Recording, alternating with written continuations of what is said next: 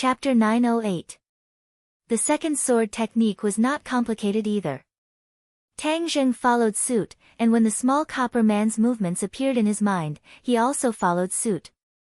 This time, his consciousness did not leave his brain.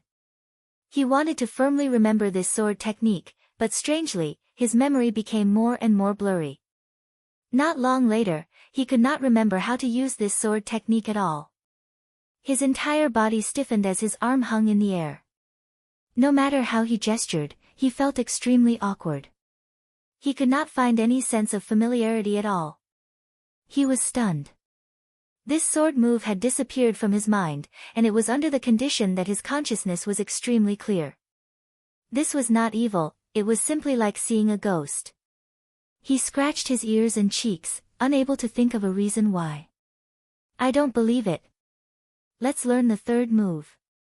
Tang Zheng thought about it, but the third copper man did not appear in his mind. Instead, his head hurt as if it was being pricked by needles, causing him to temporarily lose his ability to think. After a long while, the pain finally disappeared. His brows were tightly knitted together. Looks like I still can't learn the third move. Even that copper man didn't appear. In fact, when my brain thought about the third move, it actually hurt like hell.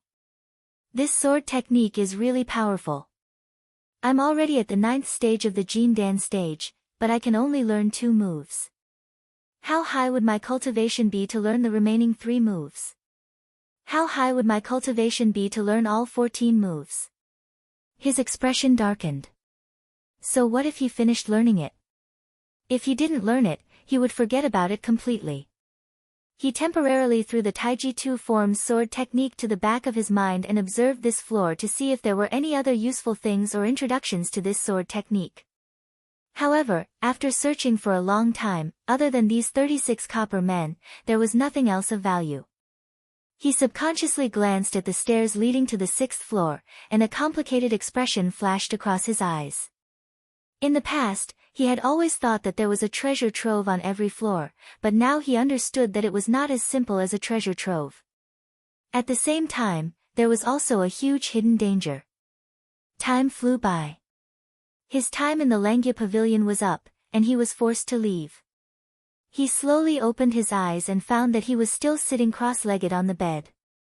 The faint golden light on his skin had actually disappeared, and his bronze skin was as tough as iron. His heart skipped a beat, and he was pleasantly surprised. Vajra body, the chaotic Vajra spell has actually completed the tempering of the body, reaching the 4th level, Vajra. He touched his own skin, which was even more lustrous than before. He raised the War Soul sword and stabbed himself, but it did not pierce through. Even if the War Soul sword was not activated, it could still cut through hair and cut iron like mud, but it could not hurt his skin. This was the true invulnerability of the Vajra body. Of course, if he activated his innate chi, the power of the War Soul sword would increase greatly, and his Vajra body might not be able to block it. He wasn't bored enough to actually use his own body for such a dangerous experiment. He stood up and stretched his muscles. His bones crackled as if he had been reborn. Young man, your chaotic Vajra spell has actually broken through. Congratulations. The inner demons congratulated him. Chiyu coldly snorted, and said, he is a celestial, cultivating the chaotic Vajra spell is already twice the result with half the effort, what is there to congratulate? The inner demons chuckled, you should congratulate him on his progress. Only you would be so petty. Isn't it just him absorbing a little bit of your blood and sweat? Young man, why don't you continue to absorb a little more energy in one go and break through the Yuanying realm in one go? Inner demons, you're going too far. Chiyu was furious at such provocative words, afraid that Tang Zheng would really do it, and hurriedly advised, Tang Zheng, don't listen to his bewitchment. From the Aurous core to the Yuanying is a very important transition process. This is related to the speed of your cultivation in the future, as well as how far you can go in the future. If the condensed Yuanying is too weak, then you won't be able to do much in the future, and your cultivation will stop at the Yuanying realm. Tang Zheng was not a person who only listened to one side of the story. He remembered that when he was going from the fasting realm to the Oris core realm, the Empyrean fairy had also said the same thing. The transition between realms was a very important period, and he definitely could not let his guard down. On this point, Chiyu was not lying. Of course, the other party definitely had his own selfish motives, and did not want Tang Zheng to absorb the energy of his heart's blood so recklessly. As for the inner demons, as expected, these two were not easy to deal with. The inner demons were digging a hole for him again. If he rashly broke through to the yuanying stage, the condensed yuanying would definitely not be good, and his future cultivation would naturally not be that high. In this way, the inner demons would have an opportunity to take control of his body. "You're really good at scheming." Tang Zheng felt a chill run down his spine, and said unhappily, "Inner demons, I'll mute you for 3 days as punishment." "Ah, what did I do?" The inner demons pretended to be at a loss and asked. You know very well what you did." Tang Zheng was too lazy to explain, and directly muted him. No matter how much the inner demons complained, they could not say a word. "Hee, this is how you should deal with the inner demons." Chiyu also laughed gloatingly. These two were very happy to see the other party suffer. Tang Zheng recalled the various strange aspects of the Taiji Yin-Yang sword technique, and asked, "Chiyu, have you heard of the Taiji Yin-Yang sword technique?" Chiyu thought for a moment and said, "I don't know, there are thousands of techniques in the world, it is impossible for me to know all of them." Tang Zheng's expression darkened, and he did not give up and asked, "Then do you know what kind of technique will be forgotten immediately after practicing?" "Forget?" Chiyu was confused. The purpose of cultivating a cultivation technique is to remember it firmly. "How could I forget?" "If you really forget, how can you use it in the future?" Tang Zheng smiled bitterly, this was also his question. Seeing that Chiyu could not explain, he could only ask the 5-clawed golden dragon to see if the dragon race knew a thing or two. "Tang Zheng, just now your consciousness was out of your body, what happened?" Chiyu suddenly asked curiously. When Tang Zheng moved in his mind, Chiyu also noticed this clue, but thinking about it, it was not strange, after all, Chiyu and the inner demons were too strong. But even if Tang Zheng's consciousness was out of his body, they would not have been able to seize control of this body at that time. "Nothing." Tang Zheng answered perfunctorily. "It is the so-called dragon seal of the dragon race, you have entered the Langya Pavilion." In the past, Chiyu had hidden in Tang Zheng's body and already knew a lot of secrets. Tang Zheng's pupils shrank, his whole body became cold, and a faint murderous aura flashed. "What is your purpose?" Chiyu heard the displeasure and caution in Tang Zheng's tone and hurriedly explained, "Don't misunderstand, I don't have any purpose, just purely out of curiosity. Even in my time, dragons were an absolutely mysterious existence, so I have an innate curiosity about dragons. Where dragons come from has always been a mystery. Now that the dragon race has left this world, where did they go? I think you also want to know, but now that you control the 5-clawed golden dragon, this question will eventually be answered in the future." Tang Zheng coldly snorted, and bluntly warned, "You better not have any bad ideas, your hard work is still in my hands." "Of course, why would I make things difficult for myself? I am just purely curious, what kind of existence is the Langya Pavilion? How many treasures are hidden in it? The Taiji Yin-Yang sword technique you mentioned just now, was it found in the Langya Pavilion?" Tang Zheng said that he was really smart, but still said coldly, "So what if it is?" Chiyu sighed.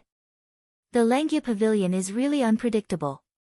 With this treasure trove, you might really be able to go further than me in the future." "Really, don't you want to control my body?"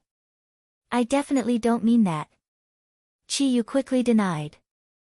Tang Zheng laughed jokingly, "Do you really think I will believe you?" After that, he ignored Chiyu and directly opened the door and walked out.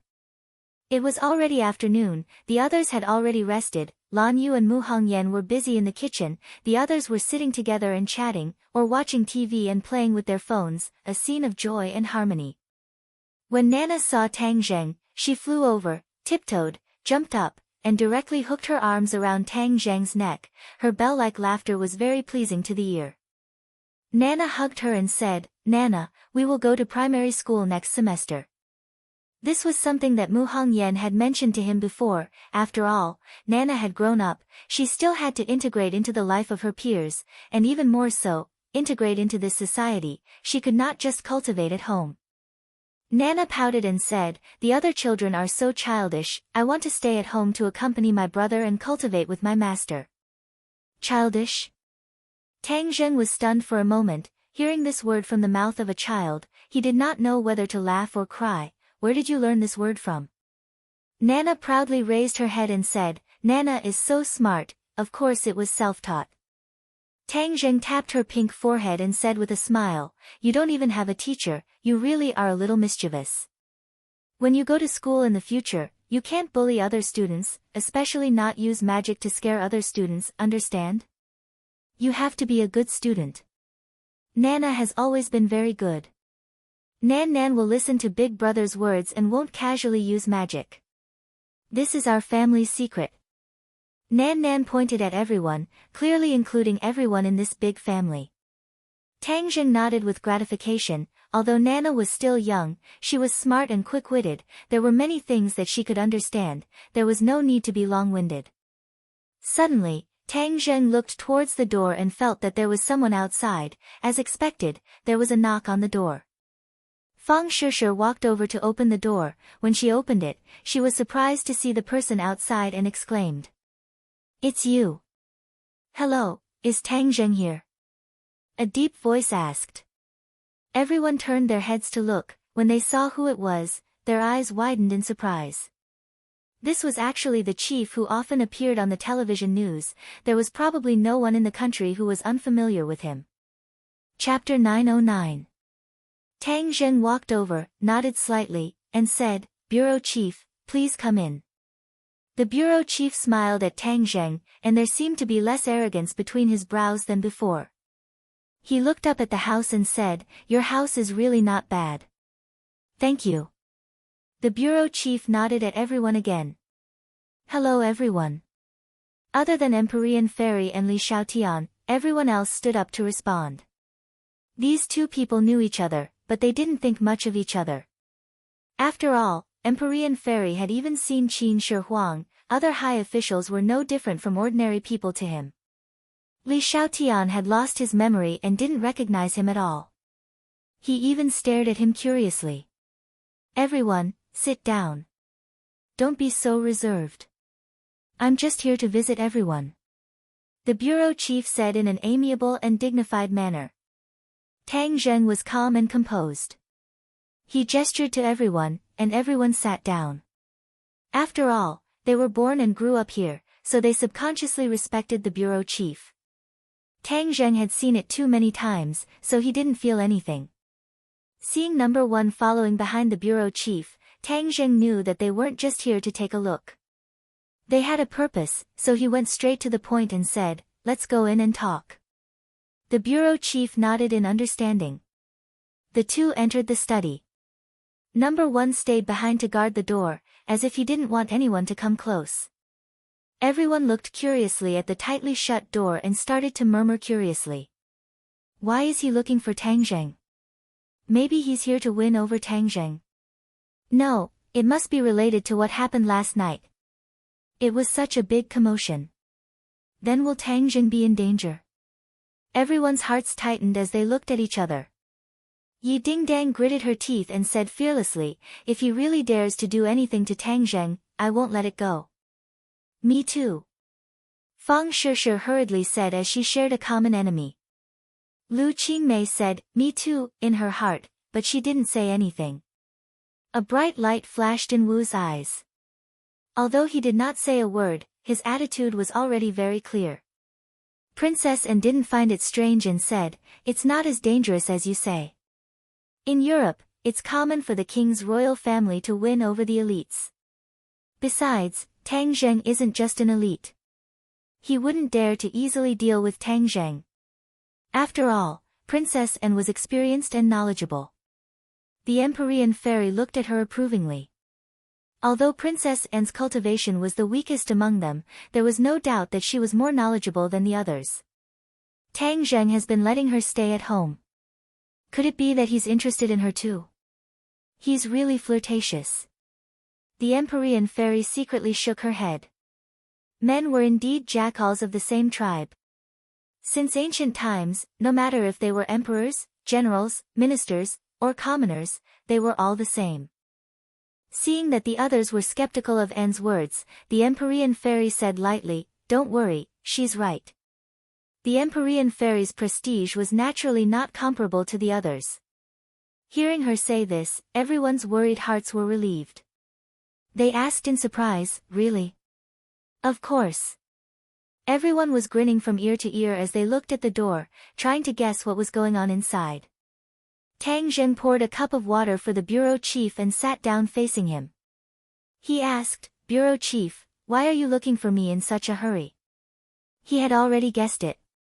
It was probably the matter of the 5-clawed golden dragon. He was just asking the obvious. "Last night, thanks to your help, we were able to defeat the 100 Star Lord and kill that Yamada no Orochi. I'm here to thank you," the bureau chief said. "These people are my enemies. Moreover, their arrival threatened the safety of commoners. Naturally, I can't shirk my responsibility. I'm very gratified that you can think this way. There's a saying that the greater the power, the greater the responsibility. For you to be able to bravely take on this heavy responsibility, I would like to sincerely thank you on behalf of the commoners in the capital." The bureau chief's face was solemn as he said sincerely. "Bureau chief, you flatter me," Tang Zheng said modestly and took a sip of water. Since the other party didn't reveal his true intentions, he was happy to play dumb. The bureau chief pondered for a while and looked at Tang Zheng thoughtfully. Seeing that he didn't speak anymore, it seemed that he had to bring up this matter himself. Helpless, he could only say, "Tang Zheng, about the dragon, do you have anything to tell me?" Tang Zheng stared at him. Their eyes met, and he said without hesitation, "There's nothing to say."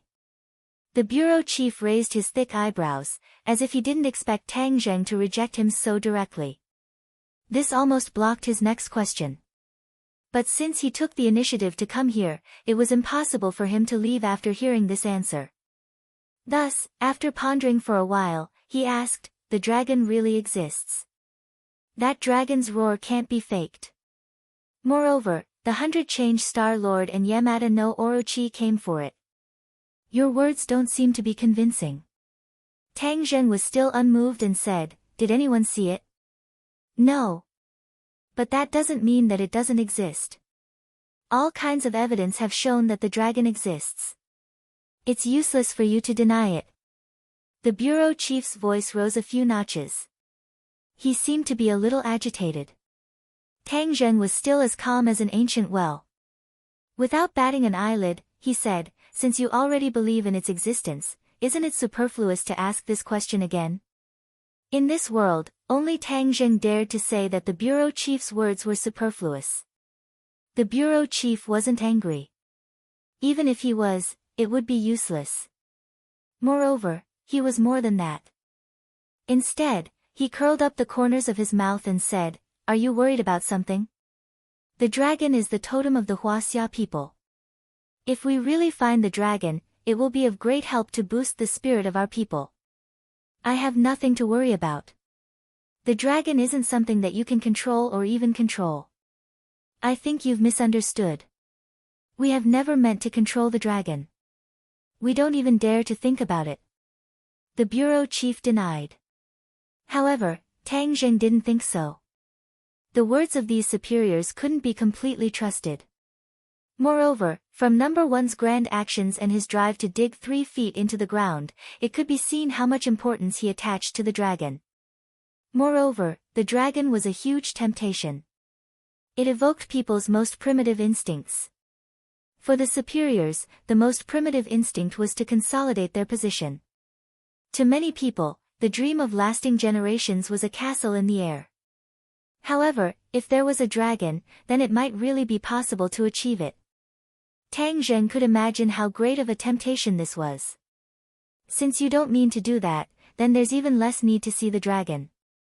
Moreover, if the dragon really appears in the eyes of the world, I'm sure you know better than I do how much panic it will cause. No, you're wrong about that. We are the descendants of the dragon. If the dragon really appears, then our faith will have a true sustenance. This is a good thing and won't cause panic. The bureau chief said solemnly. Regarding this, Tang Zheng was skeptical. The other party wanted to use all kinds of seemingly high-sounding reasons to convince Tang Zheng. Unfortunately, Tang Zheng didn't buy it. Seeing that Tang Zheng was stubborn, the bureau chief frowned even more. He gradually looked at Tang Zheng aggressively and said, "You want to monopolize the dragon?" Tang Zheng thought for a while and decided to admit it openly. Otherwise, the other party would definitely keep pestering him. "I already monopolized it." "What?" The bureau chief turned pale with fright and stood up with a whoosh. He looked down at Tang Zheng with a condescending gaze. At this moment, the aura that he tried so hard to hide was finally completely released. However, the aura of a superior was completely ineffective against Tang Zheng. Tang Zheng was still unfazed. He looked into the bureau chief's eyes and said, "You've heard it clearly. Monopolize the dragon. What do you want to do?"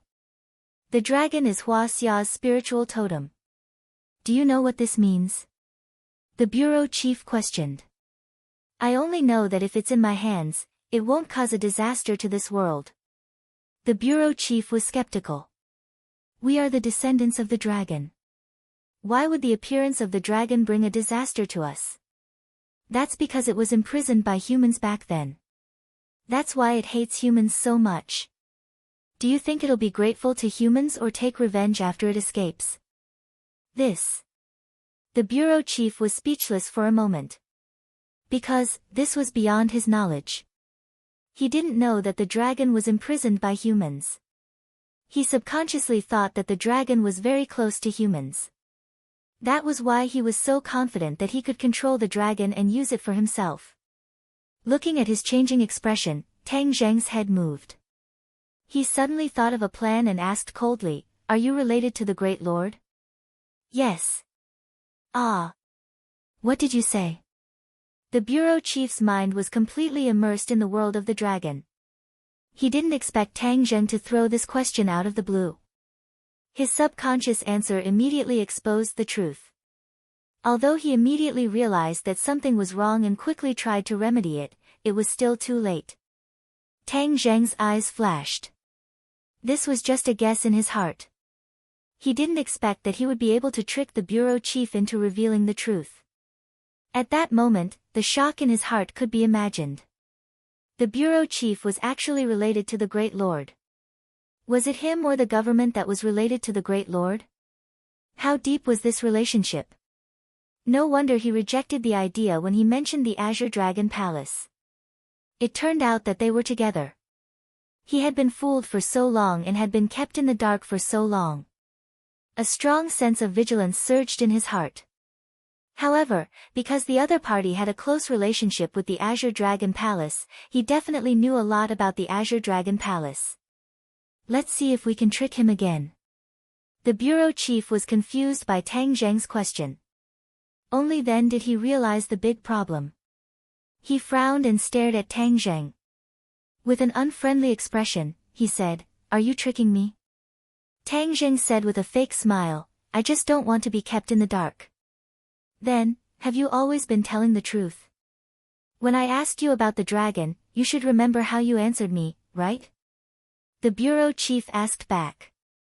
Of course, Tang Zheng remembered. They didn't open up their hearts to each other. They were wary of each other and tried to cheat each other. No one could blame the other because their positions and interests were different. Tang Zheng wasn't a saint. Of course, he wouldn't stand on the moral high ground and criticize anyone. Chapter 9-10. The bureau chief couldn't do anything about Tang Zheng's attitude. If the Azure Dragon Palace found the dragon, he would have nothing to do with it. It was true that he had a close relationship with the Great Lord, but they were just using each other to maintain a fragile alliance. He couldn't command the Great Lord, and the Great Lord couldn't control him. That was why he wanted to rely on Tang Zheng to restrict the Azure Dragon Palace. But now it seemed that Tang Zheng wasn't that easy to control. His strength increased too quickly, and he was too mysterious. Now that the grudge had been formed, he couldn't make Tang Zheng change his mind. He couldn't help but feel a little annoyed. Tang Zheng was too smart. He didn't investigate properly and was tricked into revealing the truth so easily. I will definitely get the dragon. After a long silence, the bureau chief clenched his fists and vowed. Tang Zheng smiled. Go ahead, as long as you have the ability. Tang Zheng was probably the only person who dared to question his ability in this world. He snorted coldly, if you stir up trouble again in the future, I won't clean up after you anymore. It was obvious that Tang Zheng's actions this time had touched his reverse scale.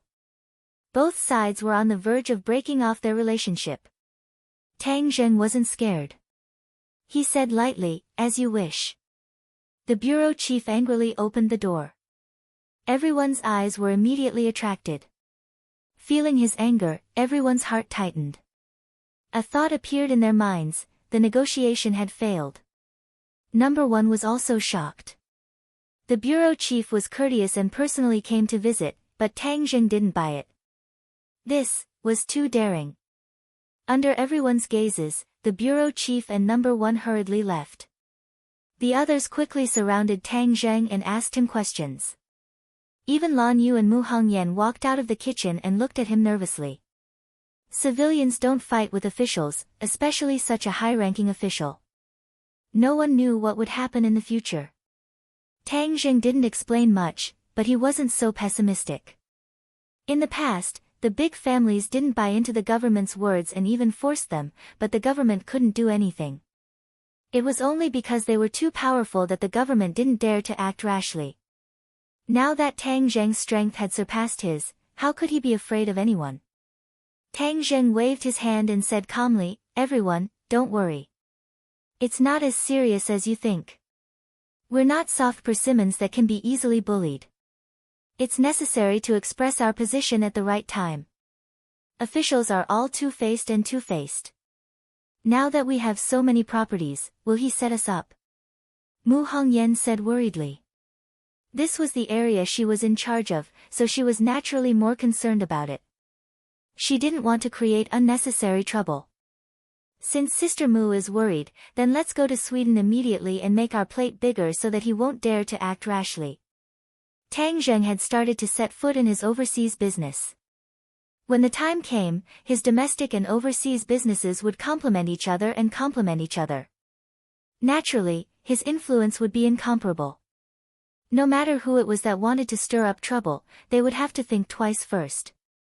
Speaking of which, he was still looking forward to Rockefeller's properties. After all, it was a big family with hundreds of years of history. It had a much deeper foundation than the few big families in the capital. Sister Mu nodded in agreement. Then we'll leave as soon as possible. And said excitedly, that's great. I'll arrange it immediately. She ran into her room to make a call. It's not safe overseas either. You must be careful. Fang Shishir looked at Tang Zheng affectionately and reminded him. The others knew that he was going to do something important, so they didn't say that they wanted to follow him. They just kept reminding him. But the only regret was that they couldn't go to Azure Dragon Palace for the time being. Also, the bureau chief must have seen Li Xiaotian in the crowd just now. The news that Li Xiaotian was still alive would probably spread. Tang Zheng couldn't guess what the Lord would think, but he wasn't afraid. With the Empyrean fairy at home, it shouldn't be a big problem. The bureau chief left in a huff. Sitting in the Hongqi car, the atmosphere was a little tense. Number 1 sat in the front seat and could clearly feel the anger he was suppressing. Bureau chief, since Tang Zheng doesn't know what's good for him, we don't have to be angry with him. Number 1 advised carefully. What do you know? The bureau chief said in a low voice. I'm just a martial artist. Indeed, I don't know about national affairs. But Tang Zheng is different now. He's really too strong. Before Number 1 could continue, he was interrupted by the bureau chief. What do you think I'm going to do to him? Isn't that so? Number 1 was stunned. It seemed that his worries were unnecessary. He let out a sigh of relief. We can't touch Tang Zheng for now, but we can't let him continue to develop like this. Or else, he will become a big problem one day. The bureau chief said.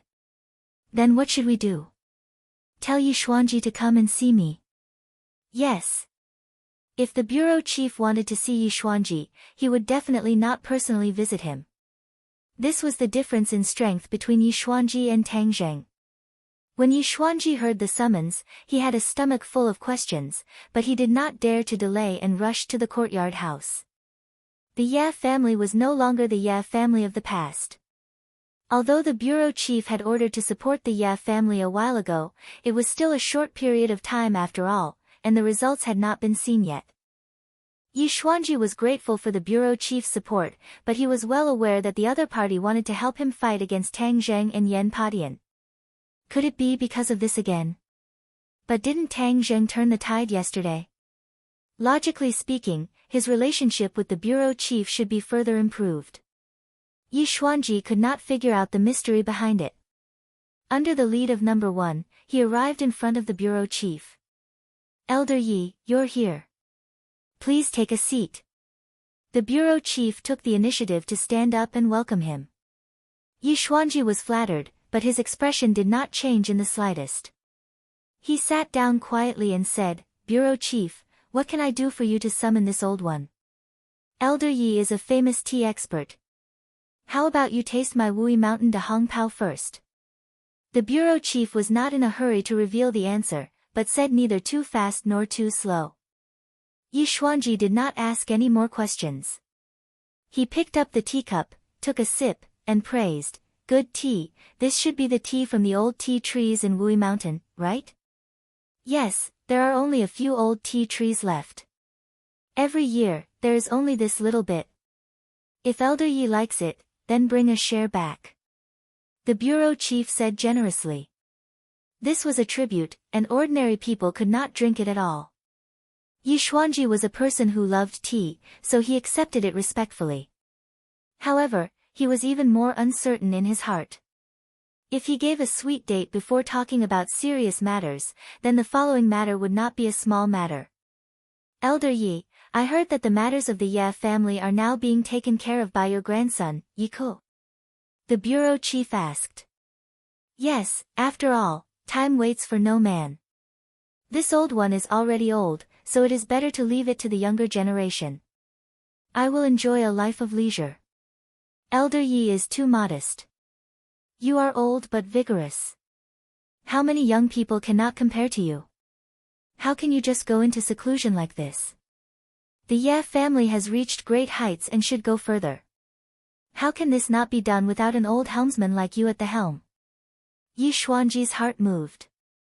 He said thoughtfully, now that the situation in the capital has changed greatly, the Ye family is struggling to survive in the cracks. How can they go further? It is good to maintain the status quo. Elder Ye's thinking is wrong. The Ye family is a century-old family. Ups and downs are common. How can they be frightened by the difficulties in front of them? In my opinion, the Ye family has great potential. The bureau chief looked straight at Yi Xuanji and said. Yi Xuanji also looked up. Their eyes met and asked, Bureau chief, do you really think so? Of course. The bureau chief nodded. Yi Xuanji became excited, but the difficulties that the Ye family is facing are not small. If there are difficulties, then overcome them. To Elder Yi, difficulties are only motivation to move forward. As long as Elder Yi has the heart, nothing will be a problem. This was a direct reassurance for him. It was much more powerful than the secret support in the past. This was support on the surface, and also a promise. With this promise, even if the Ye family was in the cracks between the Tang Zheng and the Yan family, they could still find a ray of hope and grow strong. Although Yi Xuanji looked disheartened on the surface, and looked like he was going into seclusion, the fire in his heart was not extinguished. He wanted to lead the Ye family to greater heights and further. Now that the bureau chief had said this, the fire in his heart shot up. His thoughts were also active. Since the bureau chief has orders, the Ye family will naturally go through fire and water. If it was the Ye family of the past, Yi Xuanji would definitely not say this. He would even pretend to be reserved. But now, he would be an idiot if he still pretended to be reserved. The bureau chief nodded happily. The older the ginger, the spicier, the wiser. Talking to smart people is really easy. Elder Yi, please rest assured. I will fully support the Ye family. I will definitely restore the glory of the Ye family of the past. No, surpass the glory of the past and let the Ye family become the leader of the capital. The bureau chief said firmly. This old man thanks you. Yi Xuanji quickly got up and slightly cupped his hands. Yi Xuanji left with a heart full of pride. Although he did not ask what happened between the bureau chief and Tang Zheng, he could still guess a thing or two. Tang Zheng was young and full of vigor. He was completely out of the bureau chief's control. He was afraid that there was a conflict between the two, which gave the Ye family an opportunity to take advantage of. Yi Xuanji was an experienced person. He knew the situation in the country very well. With the support of the government, the Ye family's development momentum would increase by leaps and bounds. But when he thought of Tang Zheng, he couldn't help but feel a little guilty. He knew more about Tang Zheng than ordinary people. Especially when Tang Zheng saved his life in the world of spirits and souls, it made him even more afraid of Tang Zheng's supernatural means. But things were unpredictable. He had already walked to the opposite side of Tang Zheng. If he wavered, it would be bad. Since the bureau chief supported him to compete with Tang Zheng, then let's have a good fight. The bureau chief looked out of the door. The sun shone down from the sky and passed through the gaps between the leaves, sprinkling mottled spots of light. Number 1, in Tang Zheng's residence, did you notice one of the girls? There were too many girls in the Tang family. Even if Number 1 had a firm mind, he was still dazzled. He asked blankly, which one is the bureau chief talking about? Is Li Xiaotian among them? The bureau chief had only seen Li Xiaotian's photo. Moreover, there was a rumor that Li Xiaotian was dead some time ago, so he felt a little strange. Chapter 9:11. After Number 1 confirmed Li Xiaotian's identity, both he and the bureau chief had strange expressions on their faces. Li Xiaotian and Tang Zheng were sworn enemies. Why would he appear next to him and be so docile? Also, what was with the news of his death? Could it be a fake death to confuse people? The bureau chief suddenly thought of a possibility and turned pale with fright. Could it be that the Azure Dragon Palace and Tang Zheng have secretly joined forces? The so-called fight to the death situation was all done on purpose to deceive me? He was startled by the thought. But in an instant, he thought of Tang Zheng's previous attitude. This attitude showed that Tang Zheng and the Azure Dragon Palace were still incompatible like fire and water. He was completely confused. He would never have thought that Li Xiaotian had lost his memory. Should I question the Lord in person? He was caught in a dilemma. After hesitating for a while, he decided to suppress this discovery in his heart for the time being. Whether they are acting or have other plans, I'd better wait and see. Let them think that I haven't found out anything fishy about them. Because of this concern, the news that Li Xiaotian was still alive was concealed and not sent back to the Azure Dragon Palace. This was beyond Tang Zheng's expectations. And ticked. The princess's arrangement was very fast. Before Tang Zheng could go to the imperial city to ask the five-clawed golden dragon about the Lengyu pavilion and the Tai Chi two-form sword technique, she had already settled everything. Even Qi Yu and the inner demons could not recognize this sword technique. It was probably not simple. Tian Chanzi and the Empyrean fairy might not know either. Therefore, he did not ask them at all. The weather was clear and there were no clouds in the sky. Tang Zheng, Mu Hongyan, Tian Chanzi, and Princess and boarded the special plane to Sweden. Other than the flight attendants, they were the only passengers on the Gulfstream commercial airliner. And took on the role of a guide and introduced the culture and customs of her country to Tian Chanzi. Mu Hongyan inadvertently glanced at Tang Zheng and found that he was facing the window, seemingly admiring the scenery in the sky. Ever since the last time the two of them almost had sex, the two of them had not had any intimate contact. This was because Tang Zheng was too busy during this period of time. Moreover, they were under the watchful eyes of others, so the two of them did not have the guts to do so. Tang Zheng turned his head and coincidentally met Mu Hongyan's eyes. Mu Hongyan quickly averted her gaze, her ears turning red. This time, it was inevitable that the two of them would have a chance to be alone together. He wondered if something would happen. When she thought of this, her heart couldn't help but beat wildly. Ever since she had that thought, she felt more and more that Tang Zheng was full of charm that she couldn't resist. There were several times when Tang Zheng appeared in her dreams. When she woke up, she found that the sheets were wet, making her feel ashamed. Tang Zheng didn't think too much about it. He was thinking about the problems he would encounter when he went abroad. The plane smoothly landed on the runway. A motorcade was already waiting there. The red carpet was laid out all the way to the airport's gangway. Tang Zheng and the others walked out of the cabin door and saw two familiar people, the head butler of the royal family, Bruce, and the princess's bodyguard, Baser. The two people's eyes focused on the princess at the same time. They politely bowed and saluted. "Welcome back to the country. Welcome all the guests." Princess Anne smiled and said, "Bruce, don't be so reserved. They are very easy to talk to." "Princess, etiquette cannot be abolished," Bruce solemnly said. Princess Anne secretly stuck out her tongue and didn't try to persuade him anymore.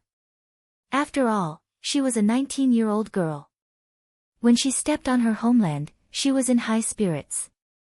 She took a deep breath and sighed, "Homeland is so good." Bruce added courteously, "Distinguished guests, please get in the carriage." The few people entered the two luxury cars. Princess Anne accompanied Tian Chanzi in one car. Tang Zheng and Mu Hongyan entered the car behind. The luxury car with the Swedish flag at the front drove out of the airport with the police car opening the way. Tang Zheng and Mu Hongyan both stepped on this country for the second time. They were not unfamiliar with it. They turned their heads to look at the scenery outside the window for a while. Then, they coincidentally withdrew their gazes. The two people's eyes inadvertently intertwined. Tang Zheng's head moved, but he didn't move away. Mu Hongyan's heart was in a panic. She quickly turned her head, trying to resolve the subtle awkwardness. Suddenly, her hand was tightly gripped by a large hand. Her breathing immediately quickened as her face blushed all the way to her ears. She was so charming and beautiful that she couldn't compare to anyone else. She tried to struggle, but to no avail. She could only let Tang Zheng hold her hand. As if holding a soft jade in the palm of his hand, Tang Zheng's heart rippled. His fingers gently slid in her palm. The slightly numb and itchy feeling made her heart feel like a cat was scratching it.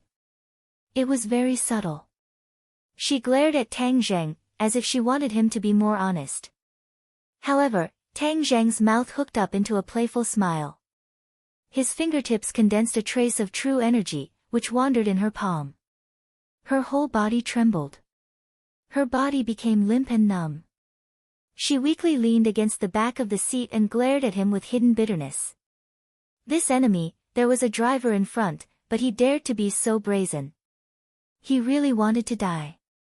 He made a fool of himself. Her heart was burning. How could Tang Zheng not be? Seeing her breath like an orchid, he couldn't wait to continue what he had not finished last time. Dong! Tang Zheng's phone fell under the car. Tang Zheng bent down to pick it up. His body pressed against her thigh. Mu Hongyan was embarrassed and anxious. She knew that he must have done it on purpose. His face was almost pressed against her thin black silk stockings. Her skin could clearly feel the heat of his breath. Her heart almost jumped out of her throat, but she couldn't have too big of a reaction. Otherwise, if the driver in front saw it, what would he think? Tang Zheng picked up the phone, but was not in a hurry to get up. He gently sniffed the fragrance coming from her body. The perfume on her body smelled very good. It was not too strong or too light. It was just right. Bo. Tang Zheng's lips gently kissed the back of her hand. She felt as if she had been electrocuted.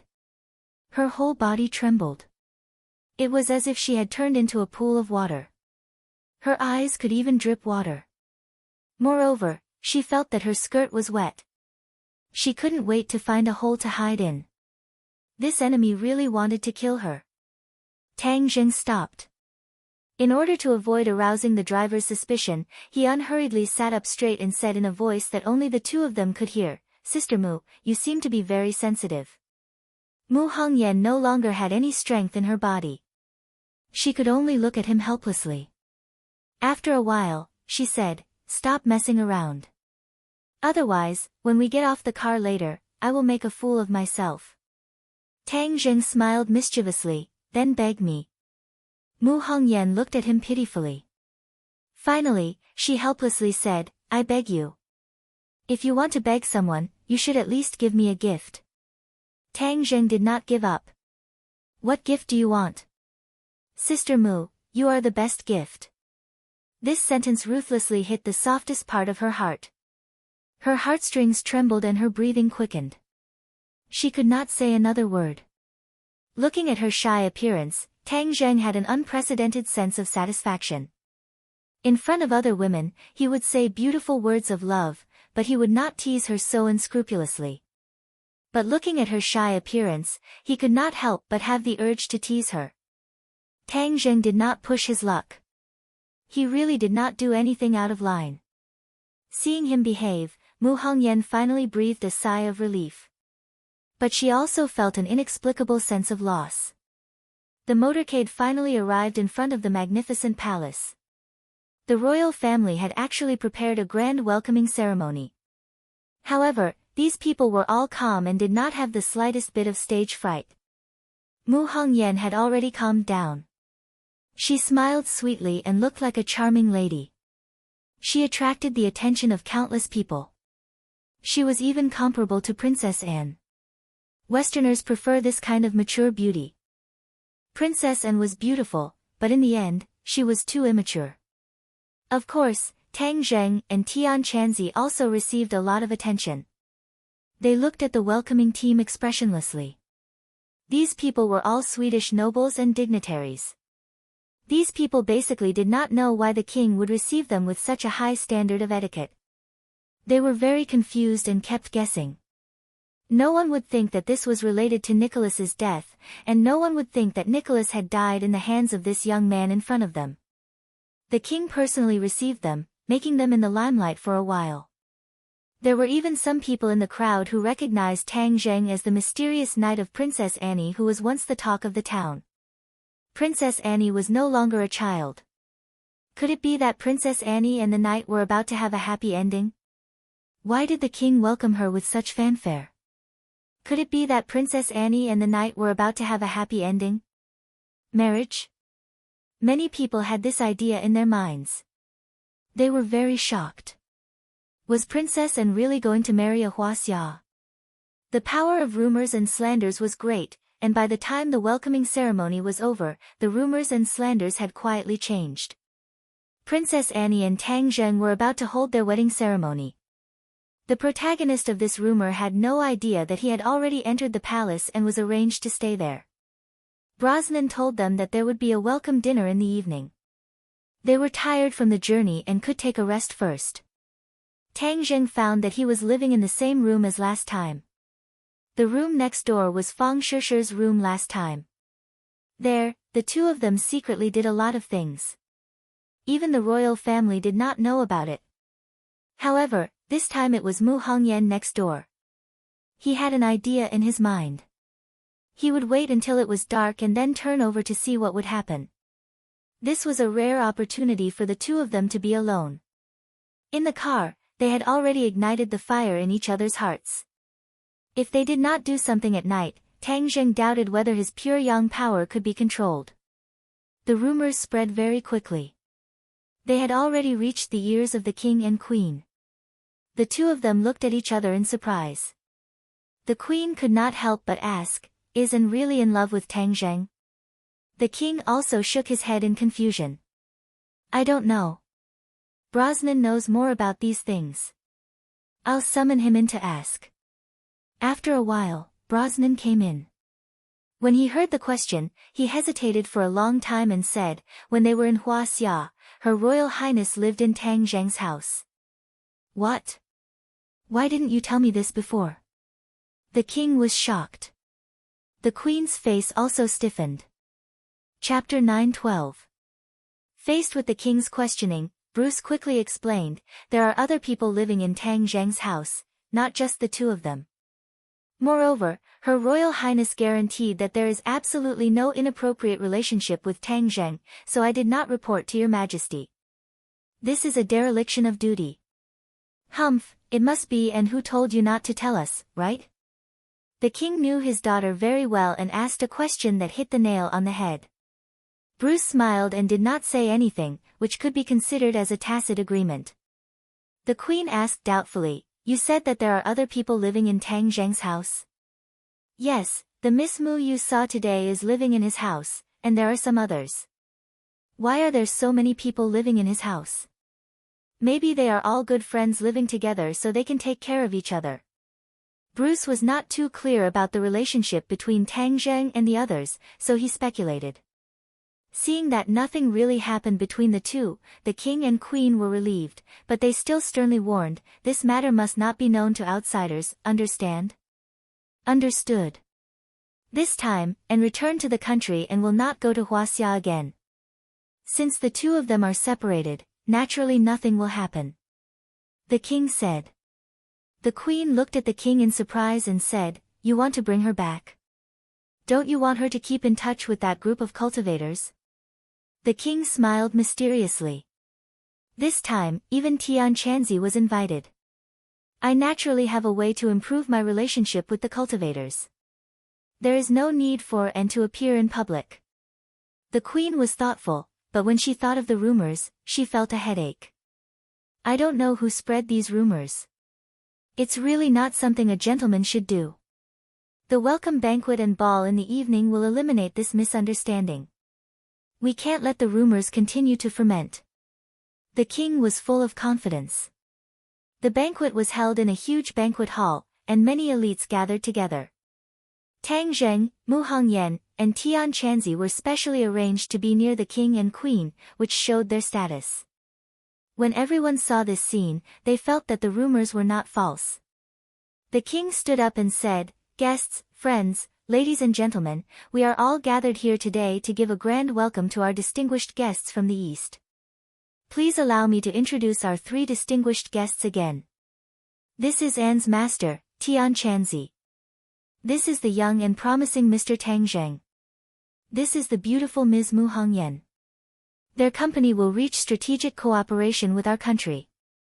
We will develop together in the fields of finance, technology, service, and so on. It will be mutually beneficial. After hearing such a detailed introduction, everyone finally understood that these three people were indeed from a powerful background. However, the doubts in their hearts grew even stronger. Especially Tang Zheng and Mu Hongyan's company, they had never heard of this name before. Why did they suddenly appear and form a cooperation? Princess Anne kept looking at Tang Zheng with a sweet smile. Because the two of them sat across from each other at the dining table, it was easy for their gazes to meet. In other people's eyes, there was a hint of flirting. They suddenly realized that this mysterious knight was able to obtain these cooperation because of Princess Anne. Wasn't this the so-called living off a woman in the East? No matter which country, men who lived off women were always looked down upon. Therefore, many elites cast disdainful gazes at Tang Zheng. Tang Zheng also felt these gazes and couldn't help but feel a little puzzled. He didn't know them, so why were their gazes so unkind? The banquet went smoothly. Compared to the East, the banquets in the West were less lively. They ate politely and were as gentlemanly as they could be. This was a scene that many domestic women dreamed of. It was high-end and classy.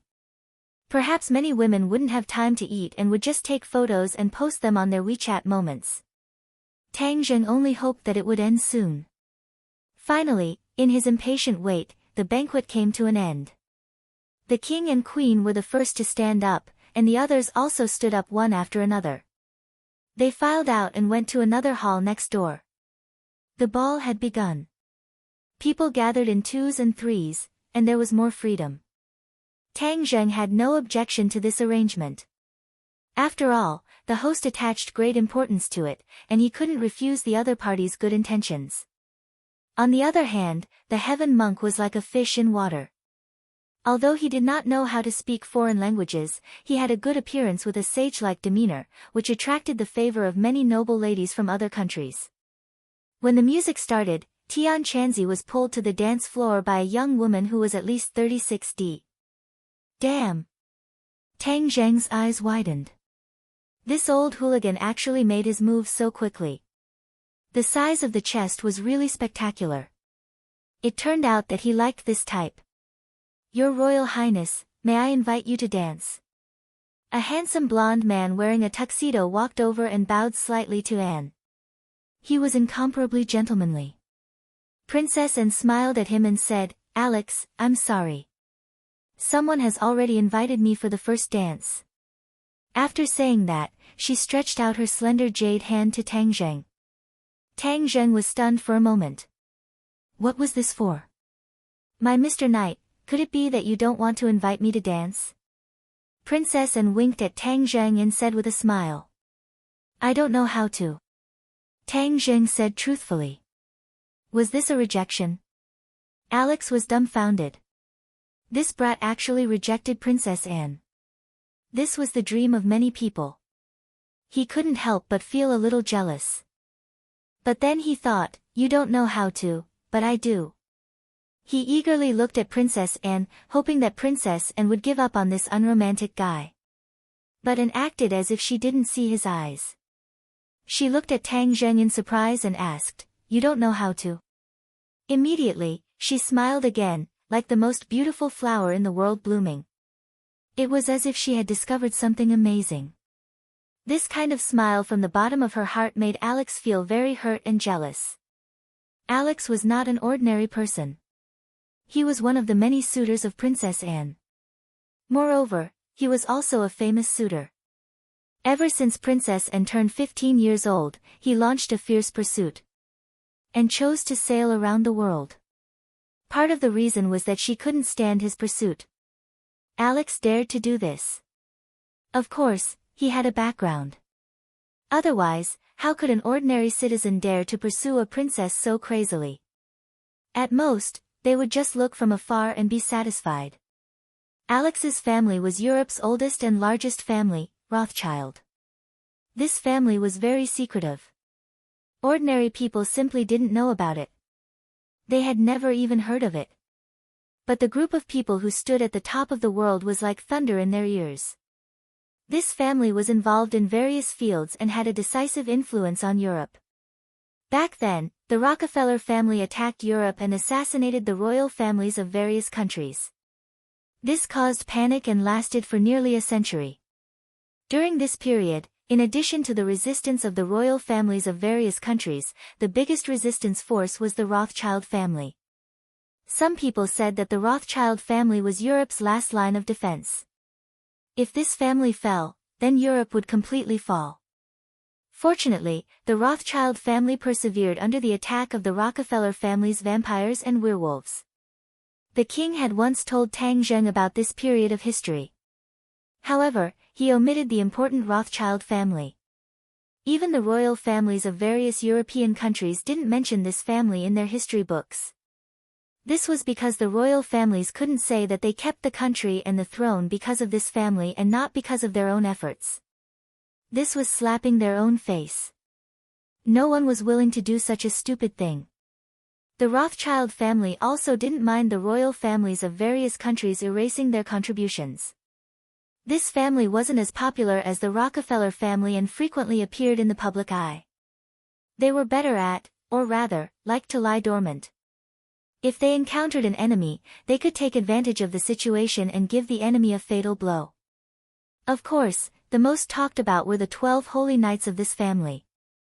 These were the 12 people who played a significant role in the long battle with the Rockefeller family and were conferred the title of Holy Knights. Countless vampires and werewolves died at the hands of the Holy Knights.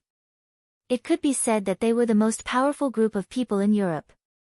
Of course, they were also the most secretive group. They were like ghosts. Very few people knew of their existence. Even the royal families of various countries didn't know where the Holy Knights were today. Moreover, decades had passed since the battle that year. Were the 12 Holy Knights still alive? Even if they were already close to 100 years old. Could they still fight? But no one dared to question this question. I thought you knew everything. Finally, I found something you don't know. This is great. Princess Anne said happily as if she had discovered a new continent. Tang Zheng rolled his eyes speechlessly. What was there to be happy about? I'll teach you if you don't know. It's very simple. You're so smart. You'll learn it quickly. And took the initiative to pull Tang Zheng up and walk to the dance floor. Alex looked at this scene angrily. He invited Anne to dance, but she rejected him without hesitation. This stupid guy didn't know how to dance, but she volunteered to teach him. At that moment, he was completely inferior to Tang Zheng. To be defeated by a guy who lived off a woman was like being slapped hard in the face. He even had the intention to kill someone. Tang Zheng didn't care about this brother's thoughts. Looking at Princess Anne's back, he felt helpless. He couldn't just reject her. After all, she was a princess of a country. Her subjects were all watching. If he rejected her, he was afraid that he would be killed by their eyes. However, when Anne held his hand and walked to the dance floor, they immediately attracted the attention of most people. Princess Anne gave the first one to the mysterious knight. The relationship between the two was even more clear. It seemed that the rumors were true. Alex stood there in a daze. Seeing other people looking at him, he couldn't help but feel a little embarrassed. He turned his eyes and saw Mu Hongyan. His eyes flashed with a touch of surprise, and then he politely invited, "Beautiful Miss Mu, may I invite you to dance?" Mu Hongyan's eyes were fixed on Tang Zheng. Her heart was slightly sour. Hearing Alex's invitation, she refused without hesitation. "Sorry, I'm a little tired. I don't want to dance." She smiled faintly and walked to the side, leaving Alex standing there like a puppet in a daze, his mind in a mess. Chapter 9:13. Alex watched with jealousy as Tang Zheng and Princess Anne danced on the dance floor. Tang Zheng's movements were very rusty and he couldn't even grasp the rhythm. He was obviously a rookie and Princess Anne had been guiding him. If it wasn't for her, he would have already made a fool of himself. This made Alex burn with jealousy. You didn't look for a ready-made dance king but chose this brat. Wasn't this just looking for trouble for yourself? Later, when you make a fool of yourself, you will know how unwise your choice was. Tang Zheng's movements attracted the attention of the others. Their lips curled into a faint smile and they couldn't hide the contempt in their eyes. So this mysterious knight was only a so-so. They didn't know why Princess Anne would fancy him. Hiss. And lightly sucked in a breath of cold air and her mouth slightly twitched. This was because Tang Zheng's foot stepped on her again. Although Tang Zheng was an expert cultivator, it was inevitable that he would make a beginner's mistake. Looking at the burning gazes of the people around him, he couldn't help but feel a little embarrassed. "It's okay, it will be fine in a while. I believe in you." Anne's lips curled up. She didn't take it to heart and leaned close to his ear, comforting him in a low voice. A burst of fragrance entered his nose, making him feel relaxed and happy. Her body leaned against him, as if they were close, yet not far. It was exceptionally moving. If it was someone else, they would probably be so excited that they would have a nosebleed. Tang Zheng's breathing was steady. Although there were slight ripples in his heart, he didn't show it. "Okay, thank you." Tang Zheng wasn't discouraged. "Since you want to see me make a fool of myself, how can I let you do as you wish?" Tang Zheng's control of his body and rhythm could be said to be at the level of a master. Although he made a fool of himself at the beginning, his learning speed was extremely fast and displayed his high dancing talent. Anne's eyes lit up. Yes, that's it. You learn quite fast. Tang Jing smiled. It's all because you taught me well. Of course. Anne raised her eyebrows and proudly boasted. Their dance steps began to harmonize. Tang Jing gradually took the initiative, leading Anne to perform all kinds of beautiful and difficult moves. Immediately, the two of them became the focus of attention. This was not because of Anne's princess halo, but because of their dance.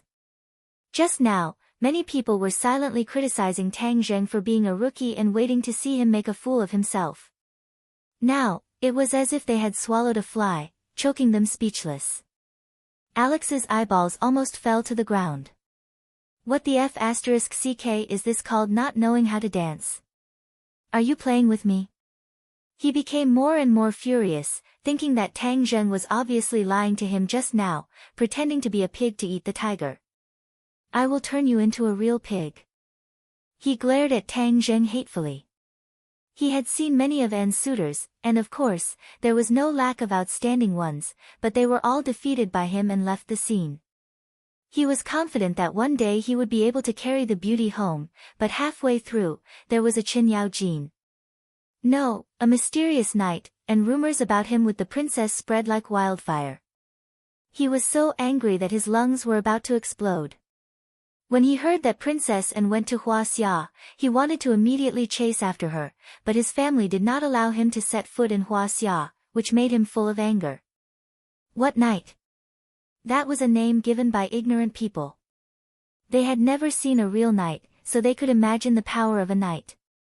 How could this Tang Jing be compared to the paladin in his family? He was not even worthy to carry her shoes. If Princess Anne's heart was captured by others, Alex might not have such a big reaction, but to be captured by an unknown Easterner, he absolutely could not accept this kind of failure. Looking at the two dancing like a prince and a princess, he clenched his teeth, thinking that the person in the spotlight should be me. He subconsciously clenched his fists, and, I will let you know who is your prince, and who is the toad at the bottom of the well. At the end of the song, Tang Jing and finished with a difficult and classic dance, winning warm applause from the audience. This time, it was heartfelt applause. Although many people did not think highly of this pair, there was no dispute about their dance, so to receive this applause, it was well deserved. Dance King. Someone gave a thumbs up, and then the others followed. The title of Dance King instantly fell on the rookie Tang Jing's head. Alex's eyes turned red. This should have been his title, but it was taken away by this brat. How hateful. The two bowed and left the dance floor, but Anne was still holding Tang Jing's hand tightly, making others envious. She looked at him with a smile, her eyes full of affection, and a faint charming smile appeared on her mouth. You danced so well, this is the happiest and most satisfying dance I have ever danced. You flatter me. Tang Jing did not care, his eyes searching for Mu Hongyan's figure in the crowd. He was dancing happily here, so he did not want her to have any ideas. I'm going to the bathroom. Tang Jing did not see Mu Hongyan, his heart moved, and left, leaving and looking at his back with burning eyes. The queen came over, looking at her daughter's burning eyes, she could not help but have a headache. Originally, she wanted to take this opportunity to clarify the relationship between the two, but the more she tried, the worse it became. In the eyes of others, the two seemed to be more and more in that direction. The queen just heard a few people whispering that the two were a good match. Anne. Mother. And intimately took the queen's arm. Did I dance well? The queen lovingly patted her hand and said, of course you did well. Hee hee, Tang Jing is so good, you don't know that this is his first time dancing. Is it really his first time? The queen's eyes opened wide in surprise. She was like everyone else, originally thinking that the awkwardness at the beginning was deliberately created by the two, but she did not expect that Tang Jing was really a rookie. Of course, he is good, right? And showed off. The queen did not answer, falling into deep worry. The more outstanding Tang Jing was, the faster Anne would fall, which was not a good thing. At this time, Alex came over and persistently sent an invitation to Anne. Anne faintly smiled and tactfully declined, "I'm sorry, I'm tired, I need to rest for a while." Another refusal. Alex angrily roared in his heart, the wind messed up, and his hatred for Tang Jing increased. Without a doubt, all of this was because of that brat. In the past, Anne was not so cold to him. Seeing Alex return in disappointment, the queen worriedly said, "Anne, Alex has pursued you for so long, why are you becoming colder and colder to him?" "I don't like him, I'm tired of him chasing me." Anne pouted and unhappily said, "Alex is actually very outstanding, you need to calm down and understand him better," the queen advised. Anne rolled her eyes and coquettishly said, "Mother, how can he be as outstanding as Tang Zheng? He is only relying on his family, not his own ability. Family is also a kind of resource, an advantage, there is nothing bad about it. In any case, I don't like the Rothschild family. Since you know that he is a member of the Rothschild family, you shouldn't be so cold to him." "So what if he is from the Rothschild family?" "I don't like him, I just don't like him." And stubbornly turned her head and coldly snorted. The queen was helpless and could only sigh in her heart. Many royal families in Europe had ideas about the Rothschild family, wanting to further their relationship with them. And had this opportunity, but she refused it, she really didn't know whether to say it was lucky or unlucky. Tang Zheng left to pee and finally found Mu Hongyan on a balcony. She was foolishly looking at the night sky, the night wind blew her long skirt and elegant black hair. The night sky was cloudless and filled with stars, it had a kind of intoxicating beauty. Mu Hongyan heard footsteps and turned around, looking at Tang Zheng in surprise. "Why are you here? Aren't you going to dance with Anne?" "What, are you jealous?" The corner of Tang Zheng's mouth hooked up as he teased. "Why would I be jealous?" Mu Hongyan pretended to smile lightly. The night wind blew and she subconsciously hugged her arms. Tang Zheng took off his coat and put it on her. Her heart warmed and she did not refuse, turning to look at the night sky again. "The night sky here is really beautiful, there is too much fog in the capital, it is hard to see this kind of night sky," Mu Hongyan said. Tang Zheng naturally hugged her from behind and said, "It won't be long before the night sky in the capital also becomes beautiful." The tree of life was transforming the world's spiritual energy, as long as the spiritual energy was rich, the air would become better. "Don't be like this, we will be seen." Mu Hongyan's body tensed up, her cheeks flushed red as she hurriedly refused, trying to break free from Tang Zheng's embrace. Tang Zheng allowed her to struggle, but he did not let go, not allowing her to refute as he said, "Don't move, otherwise if other people are attracted, I won't be responsible." Mu Hongyan bitterly looked up at him and faintly said, "You're bullying me." "How am I bullying you? How could I bear to? The night wind is so strong, I was afraid that you would catch a cold, so I hugged you to give you warmth." Although she knew that these were empty words, her heart could not help softening as a warm current flowed through her. She gave up struggling and allowed him to intimately hug her. With the night wind blowing, the two of them did not say a single word, but it felt like their hearts were tightly pressed together. An unprecedented sense of security enveloped her heart as her body softened. It was like she was soaking in a hot spring, relaxing her entire body. "Everyone is talking about you and Princess Anne, what do you think?" Mu Hongyan suddenly asked. "What should I think?" Tang Zheng asked back. "She is the princess that everyone has their eyes on, with so many people drooling over her, could it be that you're not moved at all?" "I'm not moved. Compared to her, you are the one who moves me." Tang Zheng moved close to her ear and gently said, "You're not ashamed." Mu Hongyan glared at him, but her heart was filled with happiness. No matter what kind of woman they were, they all liked to hear words of love, and she was no exception. "These are my heartfelt words, how could I be ashamed?" Tang Zheng lowered his head and hugged her head, raising her neck. She knew what was coming and felt a bit of anticipation, but also a bit embarrassed. There was only a door between them and the others, so what if they were seen? But before she could think about it, that gentleness had already covered her red lips. With an explosion in her mind, she did not think about anything else as she immersed herself in this gentleness. Chapter 9:14. Alex looked at the scene outside the door in disbelief. He staggered and almost fell flat on his face. He rubbed his eyes to make sure that he was not seeing things. Tang Zheng was actually kissing that charming woman. He was so shocked that his jaw dropped to the ground. This brat actually dared to have a foot on 2 boats and deceive the princess. He was so angry that he was ready to teach these two a lesson and let and see his true colors. But on second thought, he retracted his foot, and a meaningful smile appeared at the corner of his mouth. To catch a thief, catch the evidence, catch an adulterer, catch a couple. If it was just based on my empty words, and might not believe me. Instead, she might think that I am trying to sow discord. Humph, I will go find her and let her see it with her own eyes. This brat will have no way to quibble. Thinking of this, he was so excited that he quickly left quietly. Alex found and told her his discovery loudly and bluntly, which naturally attracted other people's attention.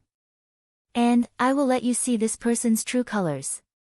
He actually dared to fool around with other women behind your back. They are on the balcony. You will understand my good intentions with just one look. When everyone heard that Princess Anne's mysterious knight dared to have such a daring rendezvous with his lover on the balcony, they could not help but be shocked. The flames of gossip burned in their hearts. This was a good show. How could they miss it? The king and queen looked at each other. Their eyes flashed with deep worry. If this was true, then it would be a scandal for the royal family. Anne had a calm expression. Tang Zheng already had a girlfriend. Even if something really happened between him and someone, she would not be surprised. However, Alex actually mentioned Tang Zheng and Mu Hongyan. This was something that she did not expect, so she wanted to see what was going on. And, look!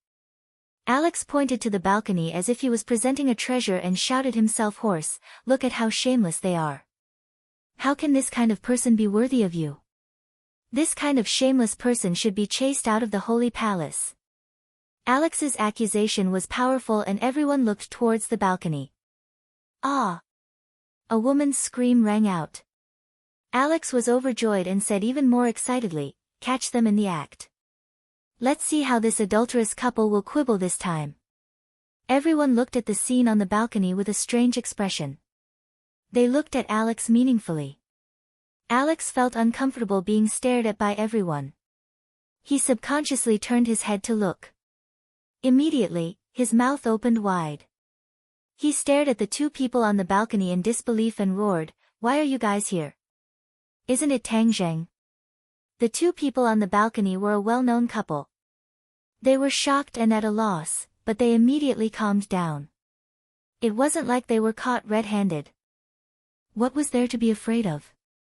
However, their expressions became extremely gloomy as they glared at Alex and asked angrily, Alex, what is the meaning of this? Alex was stunned. He never thought that things would turn out like this.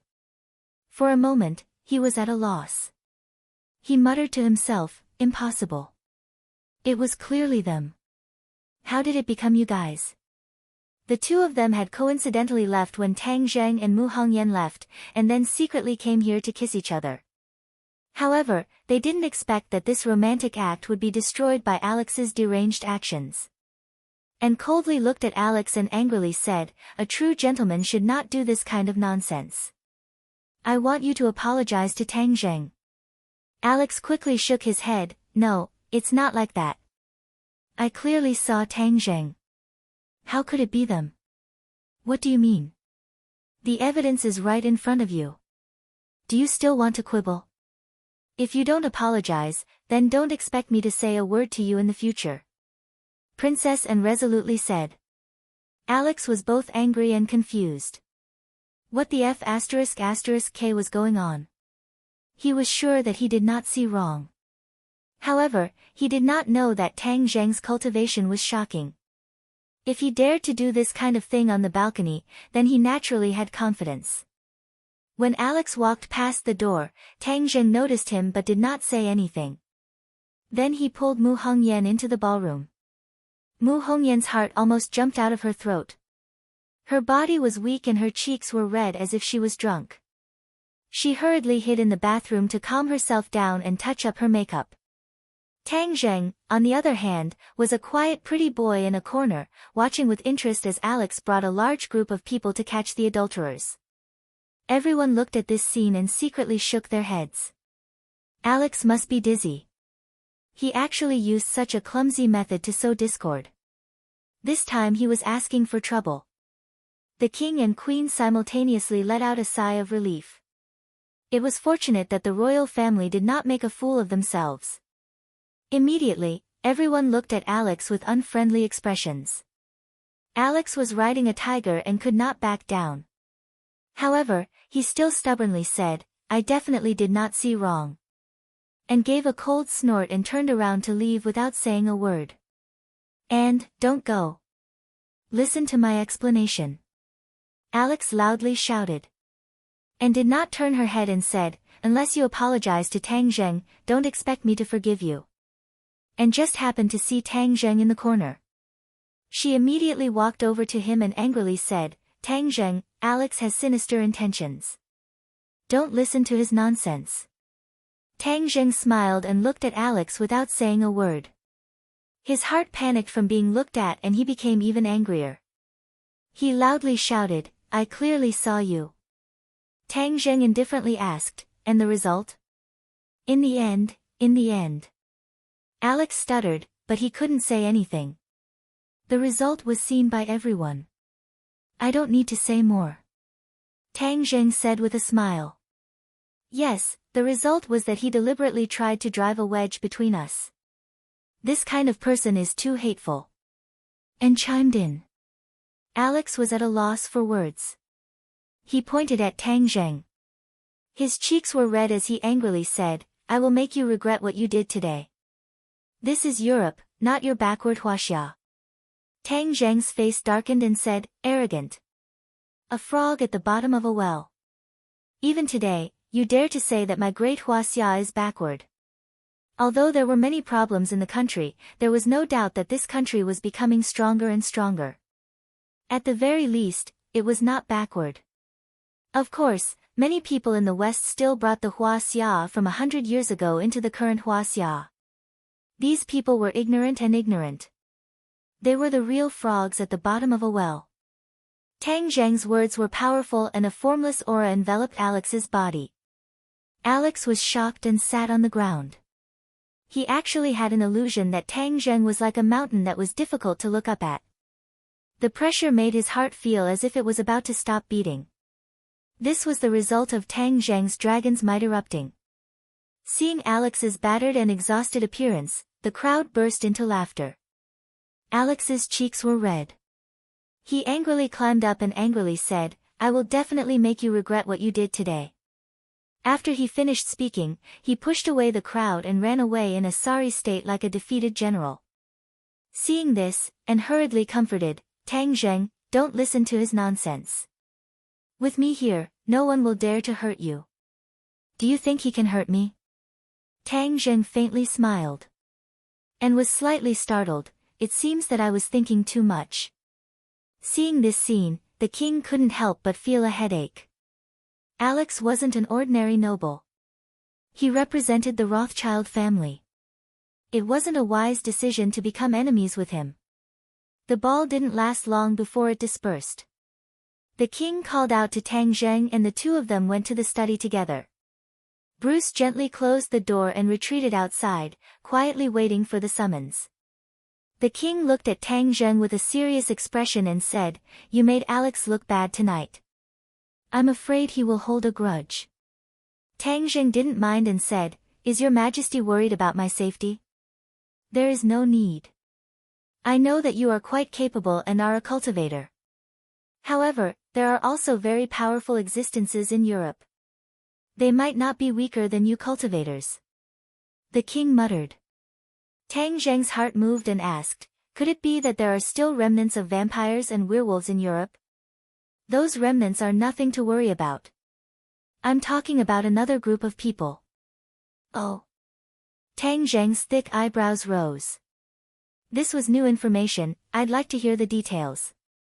The king originally didn't want to tell Tang Zheng about the Rothschild family. After all, the royal family played a dishonorable role in it back then. However, now that things had developed to this point, if he didn't give Tang Zheng some pointers, he would be young and impetuous. In the end, he would cause a huge mess and it wouldn't be easy to clean up. Although he trusted Tang Zheng's strength, this was Europe after all. Europe was more ancient than the Atlantic Empire. The various powers here were complicated and maintained a fragile balance. If he wasn't careful, he would ignite a powder keg and break this balance.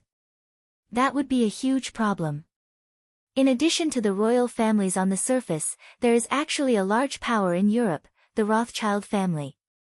This is an old family that can stand shoulder to shoulder with the Rockefeller family. The king didn't hide anything and told Tang Zheng about the past, letting him know the power of the Rothschild family.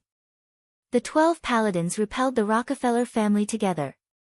This was a heroic feat. Although decades have passed, some people still doubt whether the 12 paladins are still alive and whether they still have the strength they had in the past. However, in my judgment, I'm afraid that the 12 paladins are still alive. Therefore, you can imagine the power of the Rothschild family, and Alex is a member of this family. Tang Zheng suddenly realized why the old king was so serious. It turned out that there was such a large power hidden in Europe. You also know that Nicholas died in my hands. Do you think I would still be afraid of the 12 paladins? Tang Zheng didn't think much of it. These Westerners often liked to boast, but compared to the practitioners of Hua Xia, they were still lacking. The Rockefeller family was the best proof. Seeing that Tang Zheng didn't think much of it, the king became anxious and hurriedly said, "There is a saying in Hua Xia that, an arrogant army is bound to lose." I think this saying is very classic. Although Nicholas lost in your hands, Rothschild is not Nicholas. You can't generalize, so it's better to be careful. The king seemed to have unlimited power these years, but in fact, he had always been cautious. So when he saw Tang Zheng's attitude, he was secretly anxious for him. Chapter 9:15. Although the king's words were very serious, Tang Zheng disagreed and said, "I don't have a direct conflict of interest with the Rothschild family. If they want to fight me to the death just because of Alex, then this family wouldn't have been able to stand for so many years without falling."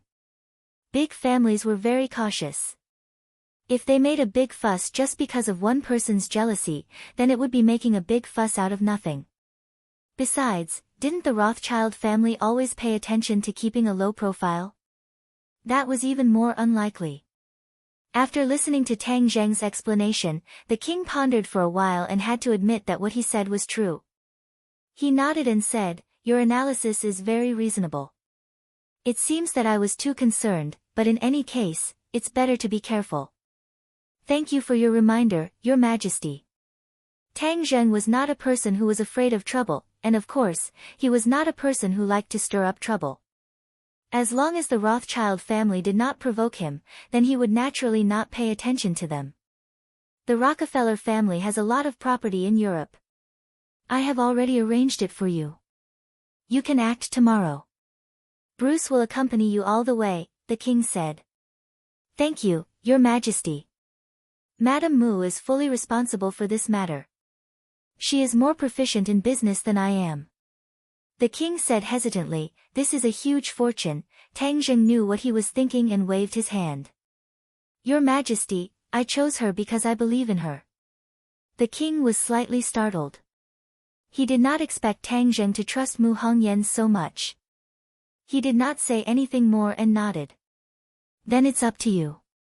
Tang Zheng left the study. Tian Chanzi came out of nowhere and looked at him with a meaningful smile.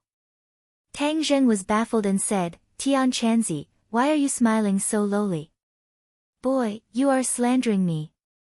I am so sage-like. How could I have anything to do with that word?" Tian Chanzi refuted righteously.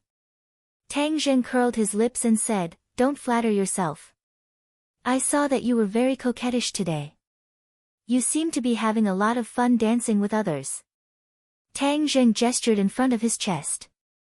Tian Chanzi immediately thought of the woman with large breasts, but he retorted seriously, nonsense, this is communication, understand? Tang Jing chuckled. I understand. You don't have to explain. The more you explain, the worse it gets. You still have the nerve to talk about me? Don't think I don't know what you did. That Alex didn't frame you, right? Tian Chanzi said meaningfully. Tang Zheng's heart skipped a beat.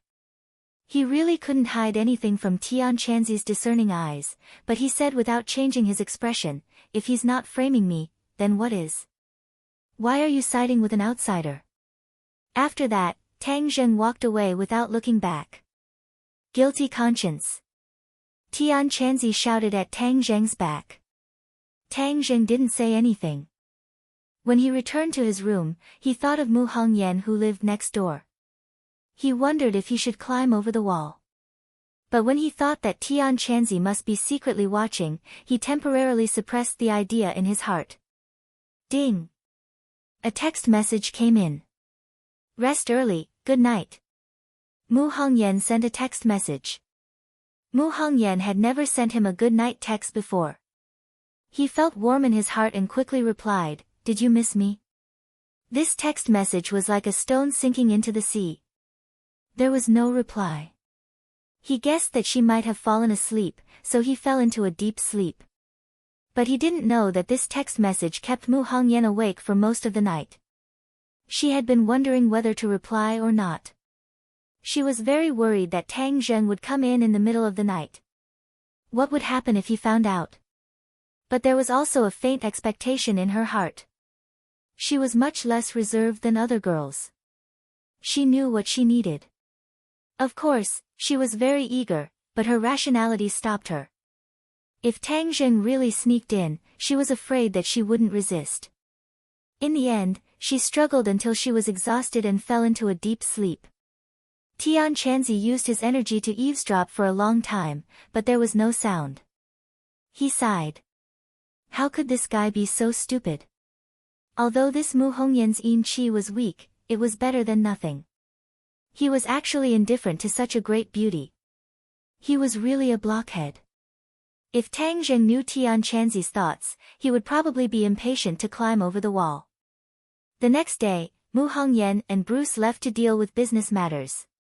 Tang Zheng was called in by An early in the morning. She volunteered to take Tang Zheng on a tour of her country. Last time, Tang Zheng came and went in a hurry, so he didn't have time to properly appreciate this country. Tang Zheng couldn't refuse, so he could only follow her. Tian Chanzi didn't want to be a third wheel behind the two of them, so he left the palace on his own. When Tang Zheng saw the team ready to go, he realized how wise Tian Chanzi's decision was. With so many attendants surrounding him, how could he play? Tang Zheng didn't like this kind of life. And saw through Tang Zheng's thoughts. Her eyes lit up and she whispered, Do you have a way to slip away from under their noses? We can get rid of them and play by ourselves. Tang Zheng was also a fearless person, so he readily agreed, No problem, then we'll think of a way to slip away. Baser and the others were still bitterly waiting for Princess and to get on the carriage, but they didn't notice that the two people had already jumped down from the palace's window, which was more than 10 meters high. They quietly fell into a dense forest nearby. And had a rebellious spirit hidden in her bones. When she sneaked into the forest, her cheeks were red with excitement, as if she was drunk. I've always wanted to escape from their eyes and ears, but every time I didn't succeed. This time, with your help, I finally succeeded. When your cultivation is high in the future, this will only be a small matter. Tang Zheng lightly said. AI, when will my cultivation be as high as yours? Anne's expression darkened as she said dejectedly. If you use the crystals to absorb the energy within, your cultivation will naturally be twice the result with half the effort. Crystals? Anne's expression stiffened. Of course she knew that her father had more than 2 crystals, but as for how many he had, she didn't know. You won't tell me that your father really doesn't have any more crystals, right?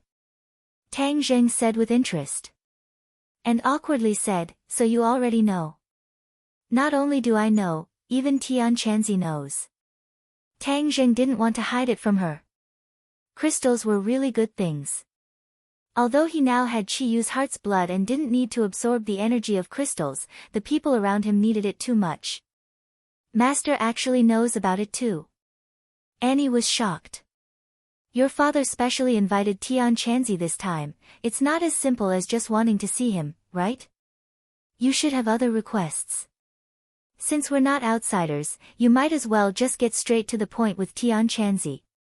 This was Tang Zheng's guess, so he directly told her, there was no need to beat around the bush. Anne's expression kept changing, thinking that she had to tell her father about this matter. But she didn't want to let this matter spoil her mood. In the blink of an eye, her face was full of sunshine as she said, let's not talk about this. Let's quickly leave this forest and go to the main street. My country has a long history and has many famous scenic spots. Your trip will definitely be worthwhile. Then I'll wait and see. Before coming out, Anne had specially dressed up so that people who weren't familiar with her wouldn't be able to recognize her. The two of them walked along the streets, which were filled with the ancient charm of history. This country's population wasn't large, so it wasn't as busy as their home country. It was very leisurely and comfortable. There were many cafes along the street, and many people sat inside and ordered a cup of coffee without doing anything, lazily basking in the sun. Tang Zheng couldn't help but sigh. This was a developed country. His own country was too far behind and still had a long way to go. Hundreds of years ago, his own country was still standing at the top of the world, but the world had changed and it had fallen to this point. Huaxia will definitely rise. Tang Zheng was full of confidence. And was like a lively spirit, full of vitality. Unknowingly, she grabbed Tang Zheng's hand and didn't let go. Her hand seemed to have no bones, slightly cold and very soft. It was very comfortable to hold in his hand. The two of them toured the ancient ruins and visited the magnificent and mysterious church. In the end, Tang Zheng actually saw a Chinese tour group in the crowd. Chinese tour groups had been criticized for all these years. They were said to be of poor quality and had lost their face overseas. But this tour group didn't have such bad habits. Clearly, one couldn't generalize from one side. Look at your countrymen. Princess Anne also saw this tour group. Let's go over and say hello. After saying this, she pulled him to the front of the group of tourists and waved in a friendly manner, friends of Huaxia. Hello everyone, welcome to my country. This friendliness stunned everyone. Such a beautiful foreign girl could actually speak Huaxia. This made them very surprised. Hello, hello. Everyone responded excitedly. I hope you like my country. Princess Anne said. Yes, this country is very beautiful. Everyone praised politely, but more people noticed Tang Zheng, who was holding hands with Anne. Suddenly, everyone's eyes lit up. Could this foreign girl be this young man's girlfriend?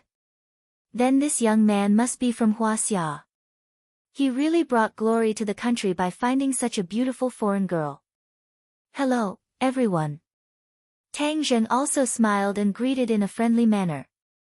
Wow, you're really from Huaxia.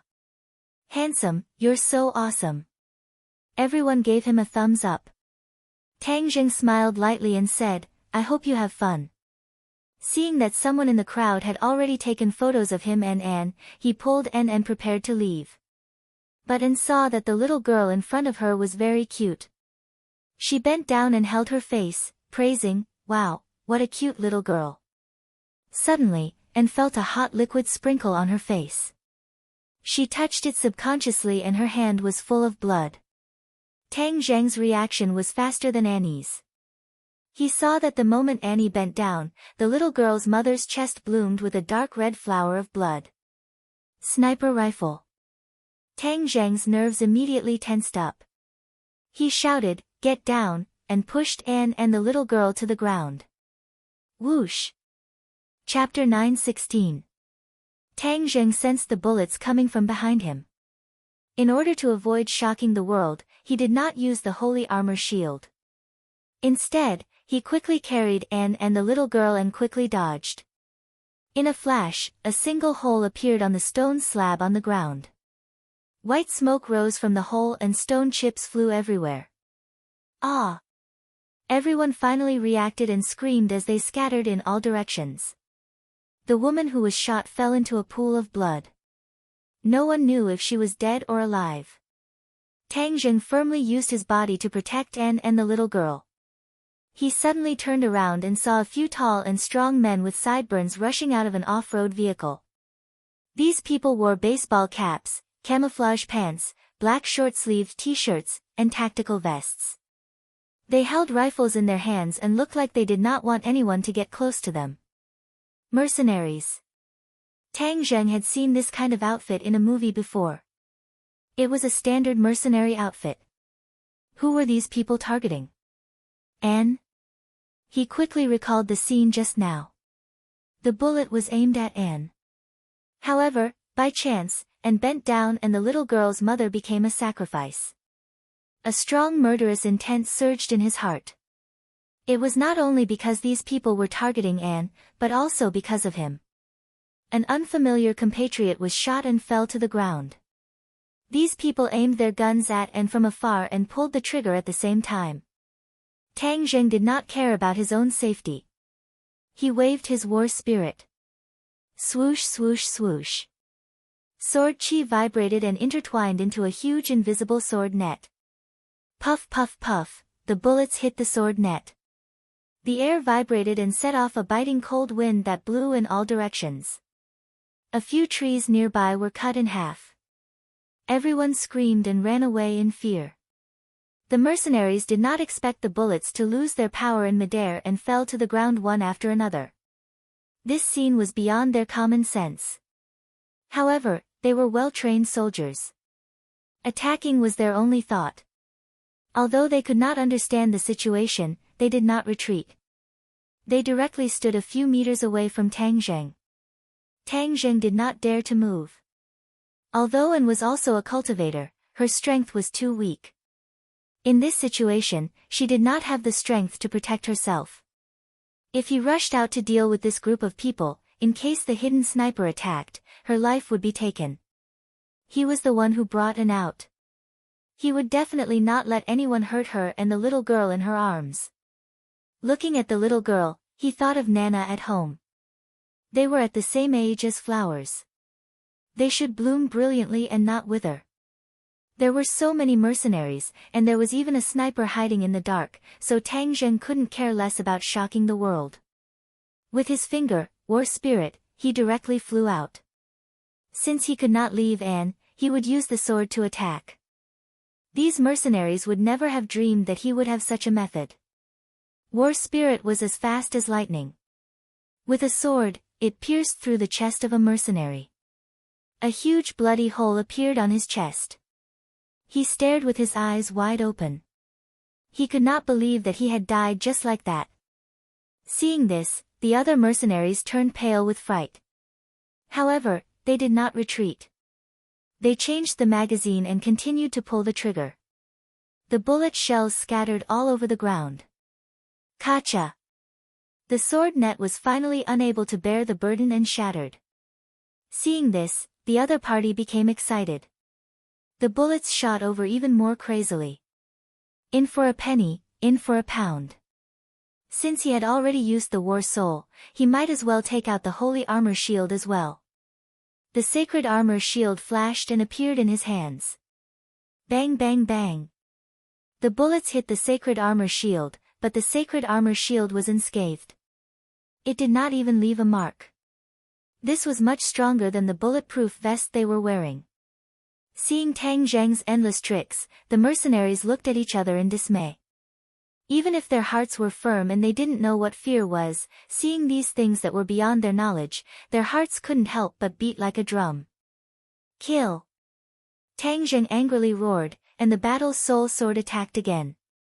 It descended from the sky, and with a poochie sound, it directly chopped down on the head of a mercenary. Then, from top to bottom, it did not stop at all. In an instant, the mercenary was split into two, and the two halves of his body fell to the sides. The mercenaries were experienced and knowledgeable, but seeing this kind of death, their faces turned ugly. They hurriedly shouted into their headphones, "Quick, shoot!" A powerful bullet shot out and hit the sacred armor shield with a bang. It was still unable to break through the sacred armor shield's defense. Another sniper. This time, Tang Zheng finally caught the trajectory of the bullet. He looked up and saw the roof of a building dozens of meters away. He squinted his eyes. Although it was dozens of meters away, he could still vaguely see a gun barrel on the roof. Bang bang bang. The sniper missed and continued to shoot. It was as if he was not afraid of exposing himself. This was because he had to protect his companions as they retreated. The mercenaries saw Tang Zheng's tricks. After attacking for a long time, they finally realized that their mission had failed, so they decisively retreated. They were extremely afraid of the war spirit that was floating in the air. This sword was their nightmare. It could actually fly in the air against common sense. Could it be that it was some kind of high technology? They stopped shooting at Tang Zheng and directly pulled the trigger on the war spirit. The war spirit was hit until it made crackling sounds, but it still firmly stopped in the air. It only slightly swayed a few times. Their movements were very fast. They immediately retreated to the SUV and started the car to prepare to escape. Tang Zheng was furious and roared, "You want to escape? Go to hell." With a point of his finger, the war spirit flew out with a whistling sound and flew in front of the SUV's windshield. Everyone in the car saw the sword that was like a ghost. However, they were sitting in a car that was like an iron wall, so how could they be afraid of a sword? The car engine roared, and the back of the car spewed out black smoke. The car rushed out like a wild beast. Whiz! The war spirit slashed down. Puff! Like cutting tofu, the war spirit slashed through the middle of the SUV. In an instant, the SUV disintegrated. Just like the mercenaries, it was split into two. Boom! The SUV crashed into a big tree on the side of the road and turned into a pile of scrap metal. With a boom, it exploded into a ball of fire and soared into the air. Tang Zheng did not even look at it. He turned around and looked at Anne, whose expression was as usual, and warned, "Don't run around. Take the holy armor shield and protect yourself and her." This was not the first time Anne had encountered an assassination attempt. This was the tragedy of the royal family. Although they were the focus of attention, they were also the target of public criticism. "Don't worry, I will protect her." Anne hugged the trembling little girl in her arms and said firmly. She also knew that she had brought harm to this little girl and her mother whose life was uncertain. She felt very guilty and said angrily, "We must make the murderer pay with blood." Tang Zheng did not say a word and rushed out like lightning. The war spirit flew back into his hands. He looked around and saw that there were no more snipers on the balcony. He did not give up and directly rushed to the building. With a tap of his foot, he soared into the air. Then, he lightly tapped the wall a few times and soared into the air, like an eagle flying to the roof. Although the others fled in all directions, they did not escape too far. Many people subconsciously used their phones to record this intense battle. Many people's eyes lit up as they looked at Tang Zheng in disbelief. The various methods he displayed were something they had never heard of or seen before. Of course, many people also subconsciously thought that Tang Zheng's war spirit and holy armor shield were high-tech products. But when Tang Zheng walked up from the wall as if he was walking on flat ground, they were so scared that their phones almost fell to the ground. Was this still a human? Everyone looked at each other in dismay as if they had discovered a new continent. They all shared this video on the internet. A motorcade drove out from the corner of the street and rushed towards and like lightning. Everyone's heart tightened. Could it be another mercenary? Everyone's heart could not help but be anxious for Anne and the others. But those with sharp eyes noticed the royal family's insignia on the motorcade and cried out in alarm. Why would the royal family's motorcade appear here? Everyone looked at each other in dismay, not knowing what to do. But when they saw that the motorcade had not yet stopped, a group of people jumped out. The first to bear the brunt was Bezer. Bezer had never been as anxious as he was today. Originally, he was going to accompany Her Highness to tour the city. But he did not expect that An and Tang Zheng would disappear. Without a doubt, these two people deliberately wanted to get rid of them. He knew that Tang Zheng's strength, and all of them combined could not compare to him. But after all, this was his duty, and he could not push his responsibility to Tang Zheng. So, he still led a group of guards to look for Princess An in the city. Fortunately, there were only a few famous scenic spots in the city, so it did not take long for them to find this place. But they did not expect to hear the fierce sound of gunfire, as if they had come to a battlefield. They realized that something was wrong and quickly rushed over. When they saw the messy battlefield, the shocking sight of corpses and car wreckage, they realized how tragic the battle was. Bezer's heart sank to the bottom of the valley. How was Princess An? If something happened to her, he would not be able to live. Princess An had helped him before, and he remembered it in his heart. He would rather sacrifice himself than let her be hurt. Princess Annie saw Bezer and the others and hurriedly called out, "I'm here." This was like the sound of nature, and they all breathed a sigh of relief. They rushed over and surrounded Princess Annie in the middle, forming a human wall. Every one of them was armed with a rifle, and they were on alert. Princess Anne finally stood out from behind the holy armor shield. The crowd in the distance also saw her. Someone finally recognized her and shouted, "Princess Anne, it's Her Highness." Anne was the first princess in Europe. Although there were many princesses in Europe, there was no doubt that she was the most famous and the most popular one. Only then did everyone realize that it was the royal motorcade. It turned out that Princess Anne was the one who was attacked. Who would be so daring to assassinate Princess Annie? Chapter 9:17. Tang Zheng climbed to the top of the building and saw a figure jump down from the top of the building. He quickly chased after it but found that it was a rope between the two floors. The sniper was already in the middle of the rope with a pulley. The sniper seemed to have sensed that there was someone behind him and suddenly turned his head, only to find Tang Zheng standing not far away, staring straight at him. The sniper was so shocked that he almost fell from the sky. How did this person get up? Why was he so fast? Whoosh! Tang Zheng moved. He stepped on the rope and chased after the sniper as if he was walking on flat ground. He was much faster than the sniper. The sniper's eyes flashed with horror. He grabbed the pulley with one hand and took out his pistol with the other. He aimed at Tang Zheng and pulled the trigger. The bullets flew past Tang Zheng but he didn't slow down. He flew over the sniper's head and reached the top of the opposite building first. The sniper was terrified. There was no way to retreat. He was dozens of meters above the ground. He would definitely die if he fell. So he could only watch as he got closer and closer to Tang Zheng. His magazine was empty and there was nothing he could do. Tang Zheng shot out like lightning, grabbing the sniper's neck and pulling him down from the air. The sniper tried to struggle but couldn't move at all.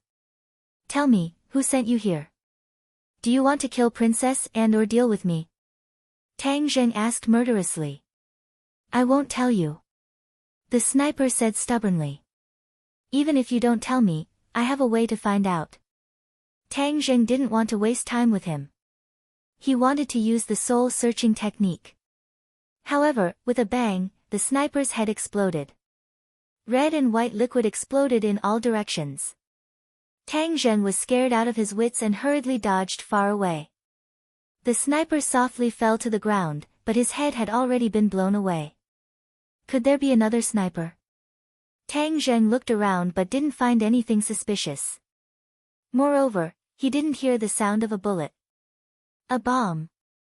He immediately thought of a possibility. Could it be that the sniper had installed a mini bomb in his head and detonated it remotely? He sucked in a breath of cold air. This meant that the enemy had not been completely eliminated, and there were still enemies spying on them in the dark. He was worried about Anne's safety, so he didn't waste any time at the top of the building. He jumped down from the top of the building, and with a quick tap of his toes on the wall, he landed firmly on the ground. A group of royal guards rushed over. When they saw him jump down from such a high building without a single scratch, they all turned pale with fright. The sniper's body is on the rooftop, Tang Zheng said, and quickly returned to the scene of the incident. The guards surrounded Princess and as if they were facing a great enemy, fearing that the enemy would attack. And lay beside the little girl's mother and pressed down on the spot where she was shot in the chest to stop the blood from flowing out. She's not dead? Tang Zheng was shocked and couldn't help but feel a little relieved. If this innocent person was really implicated and lost his life, whether it was him or Anne, they would both feel very sad and guilty. He took 3 steps and rushed over. When Anne saw Tang Zheng, she was like a drifting duckweed that finally found its roots. She anxiously shouted, "Tang Zheng, quickly save her. Let me do it." Tang Zheng supported the woman, his true chi flowed, and he immediately investigated her injuries. The bullet was left in the chest, but it didn't hurt the main organs and aorta. The only trouble was that the bullet was still in the body. If it stayed there for a long time, it would be dangerous. The little girl was crying on the side, crying and shouting, "Mom, wake up, don't leave me." Seeing this scene, Tang Zheng and Anne's heart tightened. Tang Zheng quickly comforted her, "Child, don't cry, your mother is fine, I will save her." The little girl didn't understand, sobbing, "You must save my mother, I only have one mother." Bezer urged, "Your Highness, let's leave here first. This is the square, it is very spacious and there are many eyes. If there is a sniper, then it will be difficult for us to guard against." Bezer looked at the surrounding crowd and the surrounding buildings, afraid that another bullet would shoot out from somewhere. As Anne's bodyguard, of course he first considered her safety. This was his duty. Anne was not moved and firmly said, "I will not leave, she was injured because of me, unless she is out of danger." "Princess, we will send her to the hospital." Bezer quickly persuaded. "Your persuasion is useless, I must see with my own eyes that her life is not in danger, then I will leave." Anne persisted. "Stop arguing." Tang Zheng shouted, stopping the two, "I will save her, be quiet for me." Anne was overjoyed and quickly asked, "Really?"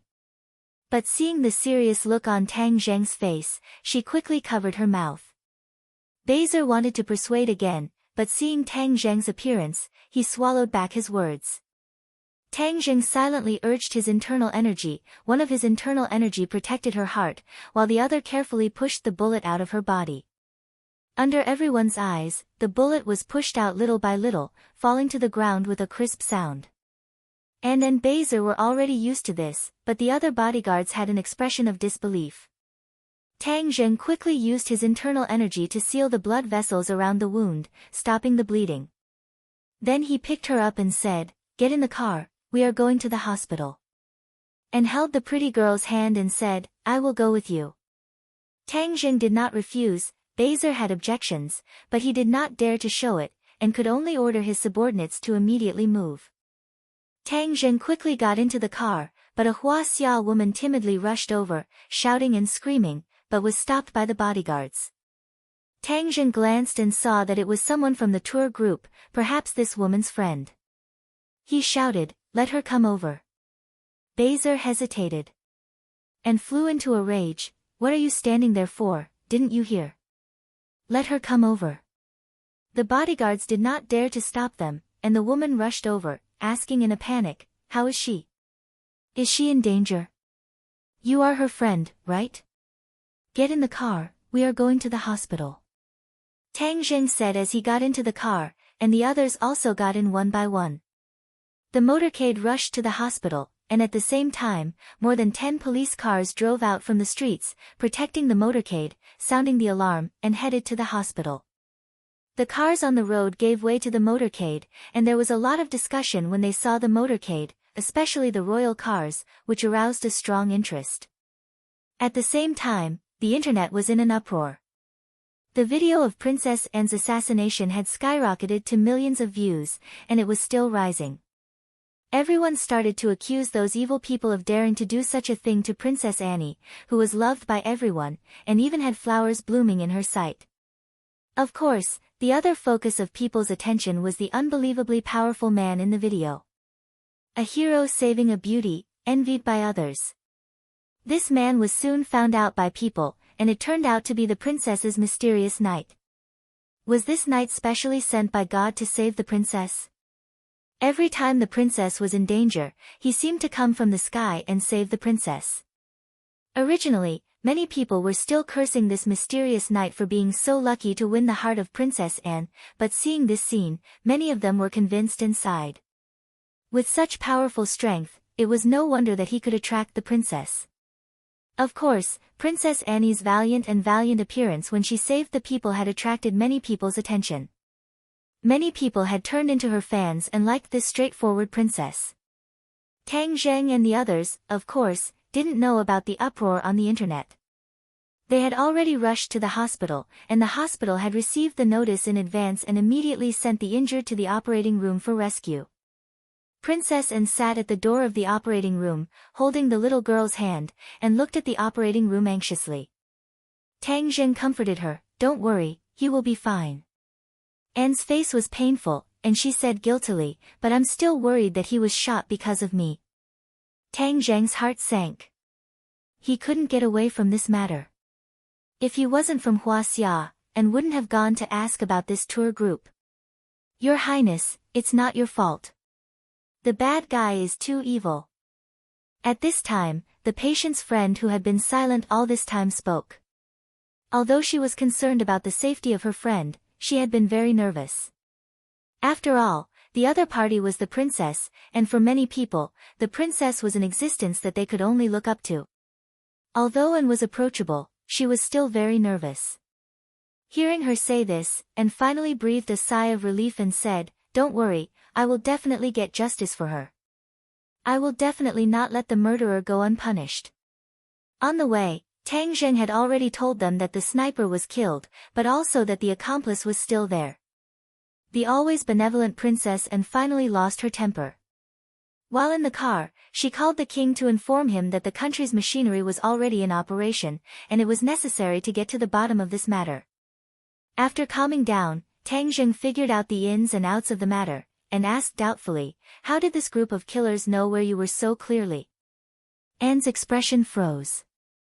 Although they were acting alone today, the attractions they visited were more or less the same as what they had planned. Unless someone knew their itinerary in advance, how could they have arranged for the mercenaries to wait here so coincidentally? "Are you saying that there's a mole among us?" Hearing this, Beizer's expression became very unpleasant. He was the princess's personal guard, and if there was anyone who knew her itinerary, it was one of them. "Your Highness, it's not me. How could I do such a thing?" Beizer hurriedly explained.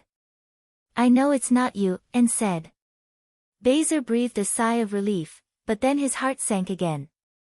He was fully in charge of the princess's safety, and even the guards were carefully selected by him. If there was a mole among them, he couldn't absolve himself from the blame. "Your Highness, I can't absolve myself from the blame. Don't worry, I will definitely find the mole," Beizer said resolutely. Chapter 9:18. The Mastermind? Anne and Beizer were both shocked. Who could it be? "Have you encountered many assassinations in the past?" Tang Zheng asked. "A long time ago, but not in the past few years." Anne recalled. "The enemy came prepared this time. It's definitely not simple. What's the benefit of killing you? You don't have any grudges against them. Her Highness is a member of the royal family.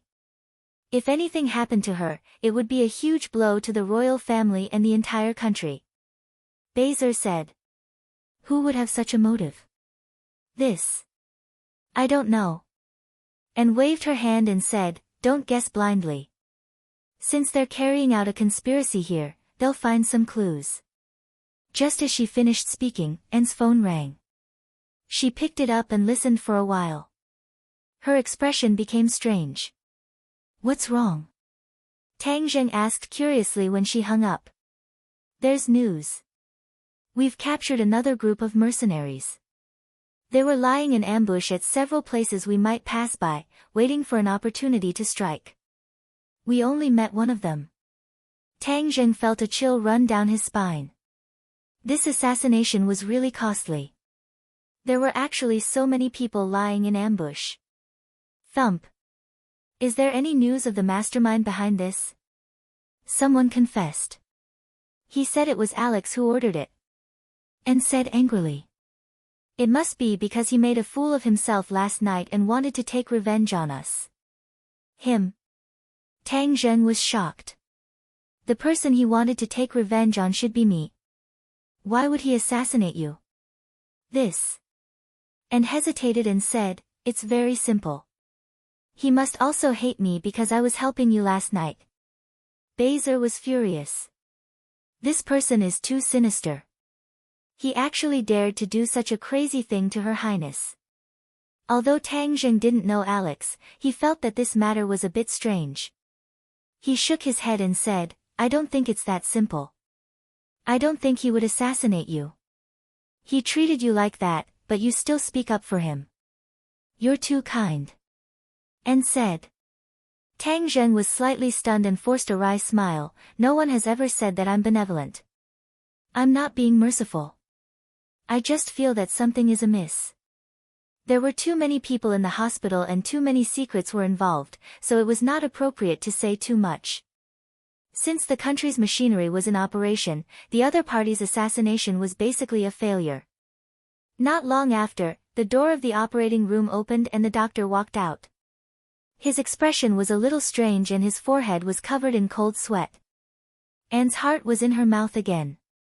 She quickly asked, Doctor, how is it? Your Highness, the patient suffered a gunshot wound, not a penetrating one. But we didn't find a bullet in her body. This, the doctor wiped the cold sweat off his forehead. He felt uneasy. He couldn't even deal with such a small injury in front of the princess. He felt a lot of pressure.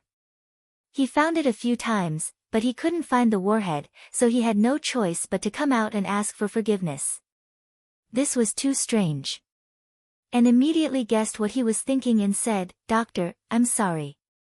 We forgot to tell you that the warhead has been taken out. Ah, you took it out. How could this be? I didn't see any traces of it being taken out. The doctor was shocked. The warhead seemed to have disappeared into thin air. There were no traces of surgery. He had never heard of or seen this kind of technology before. He was the one who took it out. The others also saw it. If you don't believe me, you can ask them. And didn't know why the doctor had such a big reaction. The others nodded. Sir, was it you who took out the bullet? How did you do it? The doctor looked at Tang Zheng and asked curiously.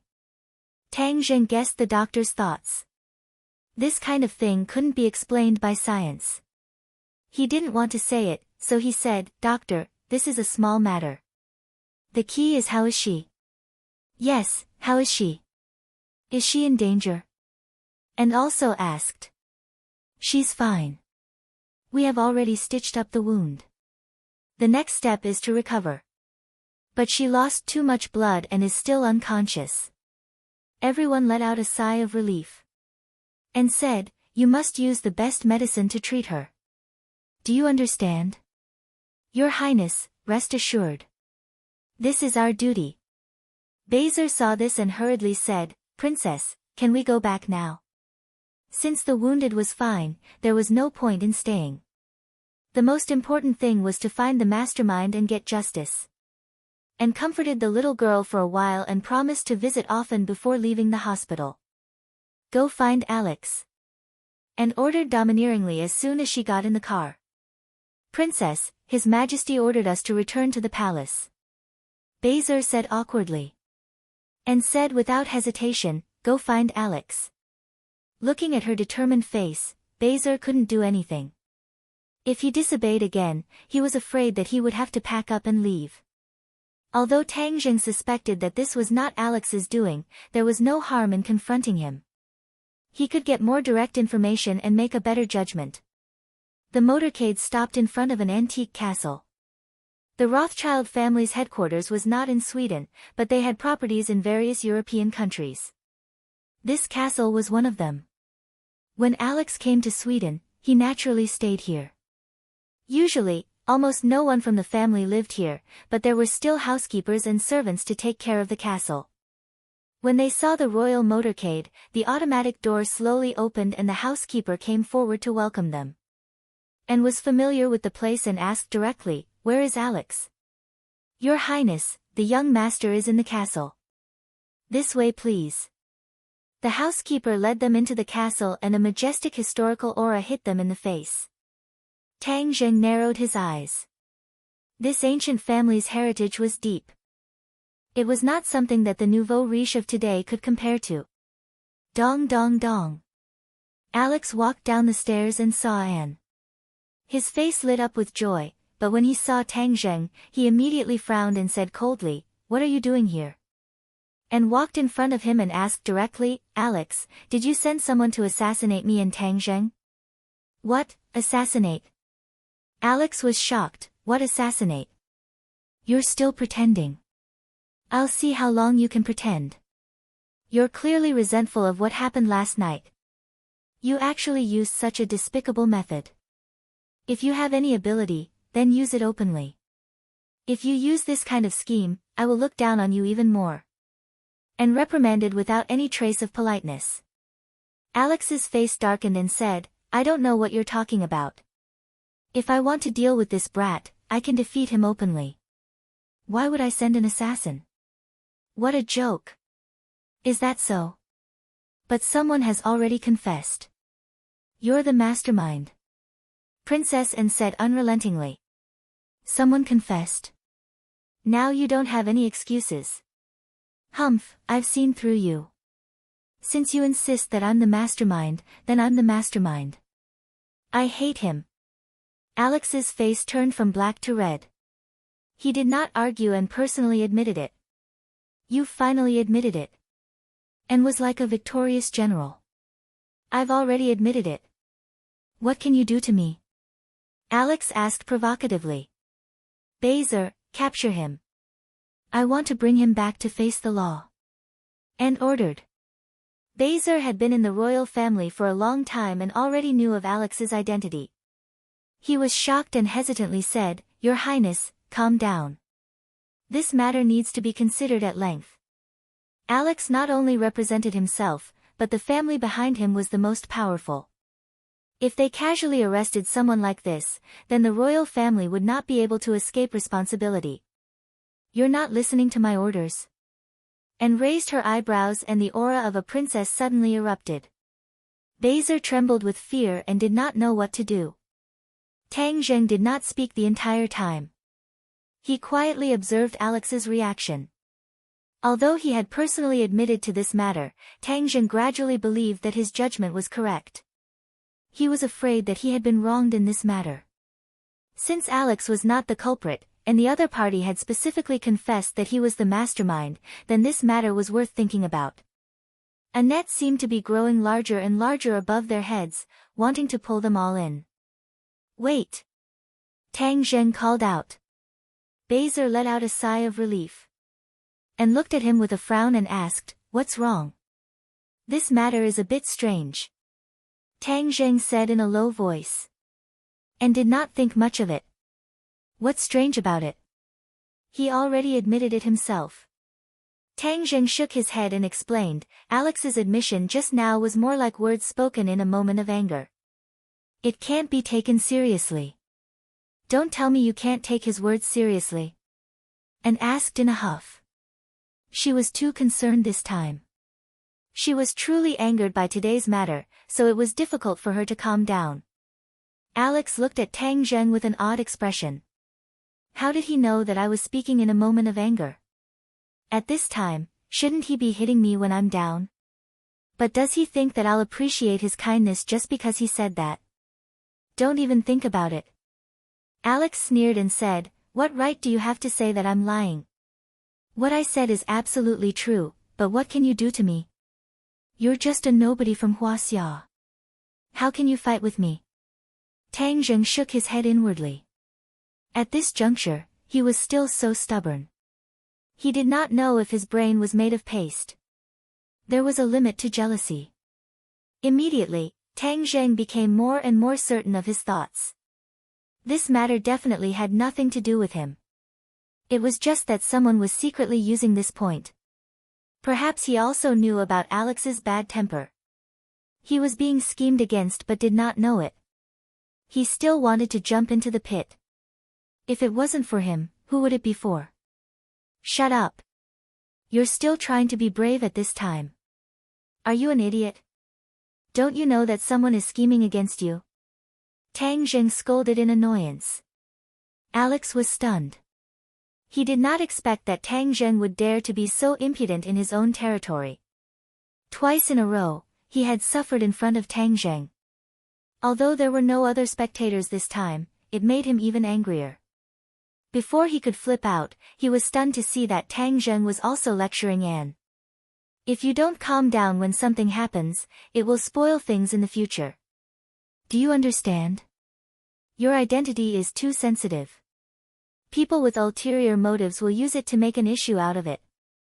As long as there's even the slightest mistake, it will be too late for you to regret it in the future. Do you understand? Chapter 9:19. Alex looked at Tang Zheng as if he had seen a ghost. He actually dared to reprimand Princess Anne. He never dared to do such a thing. Moreover, Princess Anne was not someone he could casually reprimand. Alex was extremely indignant and angrily said, "What kind of attitude is this? Do you know who you are talking to?" Tang Zheng speechlessly rolled his eyes. Do you have a screw loose in your head? I am helping you. Can't you see? Alex clearly did not appreciate it and continued to say, "And, you finally saw his true face. This kind of person is too hateful. Don't pay attention to him in the future." And turned a deaf ear and blankly stared at Tang Zheng. This was the first time he had reprimanded her. Although she felt wronged, she strangely calmed down. Her clever brain finally returned to normal. After thinking it over, she connected the dots. One by one, suspicious points gradually surfaced. However, in the end, she did not completely dispel her suspicions towards Alex. After hearing Alex's words, she unhappily said, "Are you an idiot? Don't you know that Tang Zheng is defending you?" Alex stifled a breath in his chest and almost spat out blood. He looked at Tang Zheng with disdain and said, "Who wants him to defend me? Meddling in other people's business." Tang Zheng did not want to continue talking nonsense with this idiot. He directly pulled and was about to leave. Alex angrily looked at the two holding hands and unwillingly shouted, "Hey, where are you guys going? I am afraid that if I stay with this idiot for too long, I will also become an idiot." Tang Zheng said without any trace of politeness.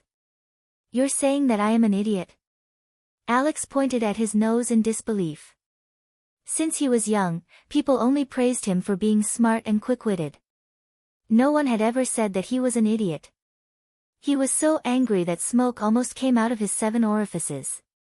"I'm saying that you are an idiot," Princess Anne said without any trace of politeness. "And you, why are you also like this?" Alex felt extremely wronged. Tang Zheng shook his head. This Alex was a member of the Rothschild family, but he clearly could not be compared to the young Lord Louis of the Rockefeller family. Louis was resourceful and ruthless. Although this Alex had a bit of a playboy aura, in his bones he was just a jealous young master. Although Anne wanted to confront Alex, she could not refuse and hurriedly walked out of the castle. "Don't run. I'm going to talk to you guys. Who's the one with a brain?" Seeing the few people get in the car, Alex immediately called for the housekeeper to drive a car to drive to the car. Then, he personally drove the car and chased after them with a roar. Tang Zheng and the others noticed the tail behind them from afar. Tang Zheng helplessly shook his head. "This Alex is really devoted to you. When he saw me say a word about you, he couldn't wait to beat me up."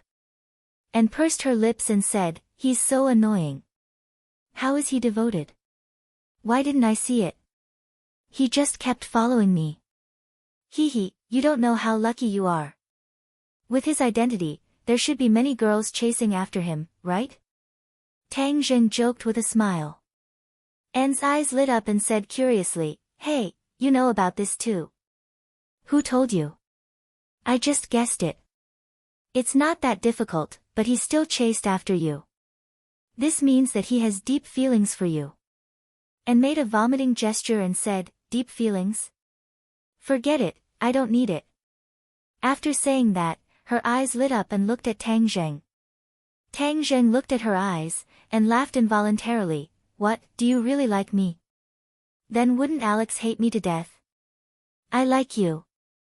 What are you going to do? And asked directly and aggressively. This joke isn't funny at all. Tang Zheng didn't take the bait and said indifferently. Who said it's a joke? I'm serious. And stared at him without blinking, incomparably serious. Tang Zheng didn't want to continue this topic. He really didn't have any thoughts about Anne, even though she was a princess and had a noble status. If an ordinary person had such an honor, they would definitely be flattered and feel that their ancestral graves were emitting smoke.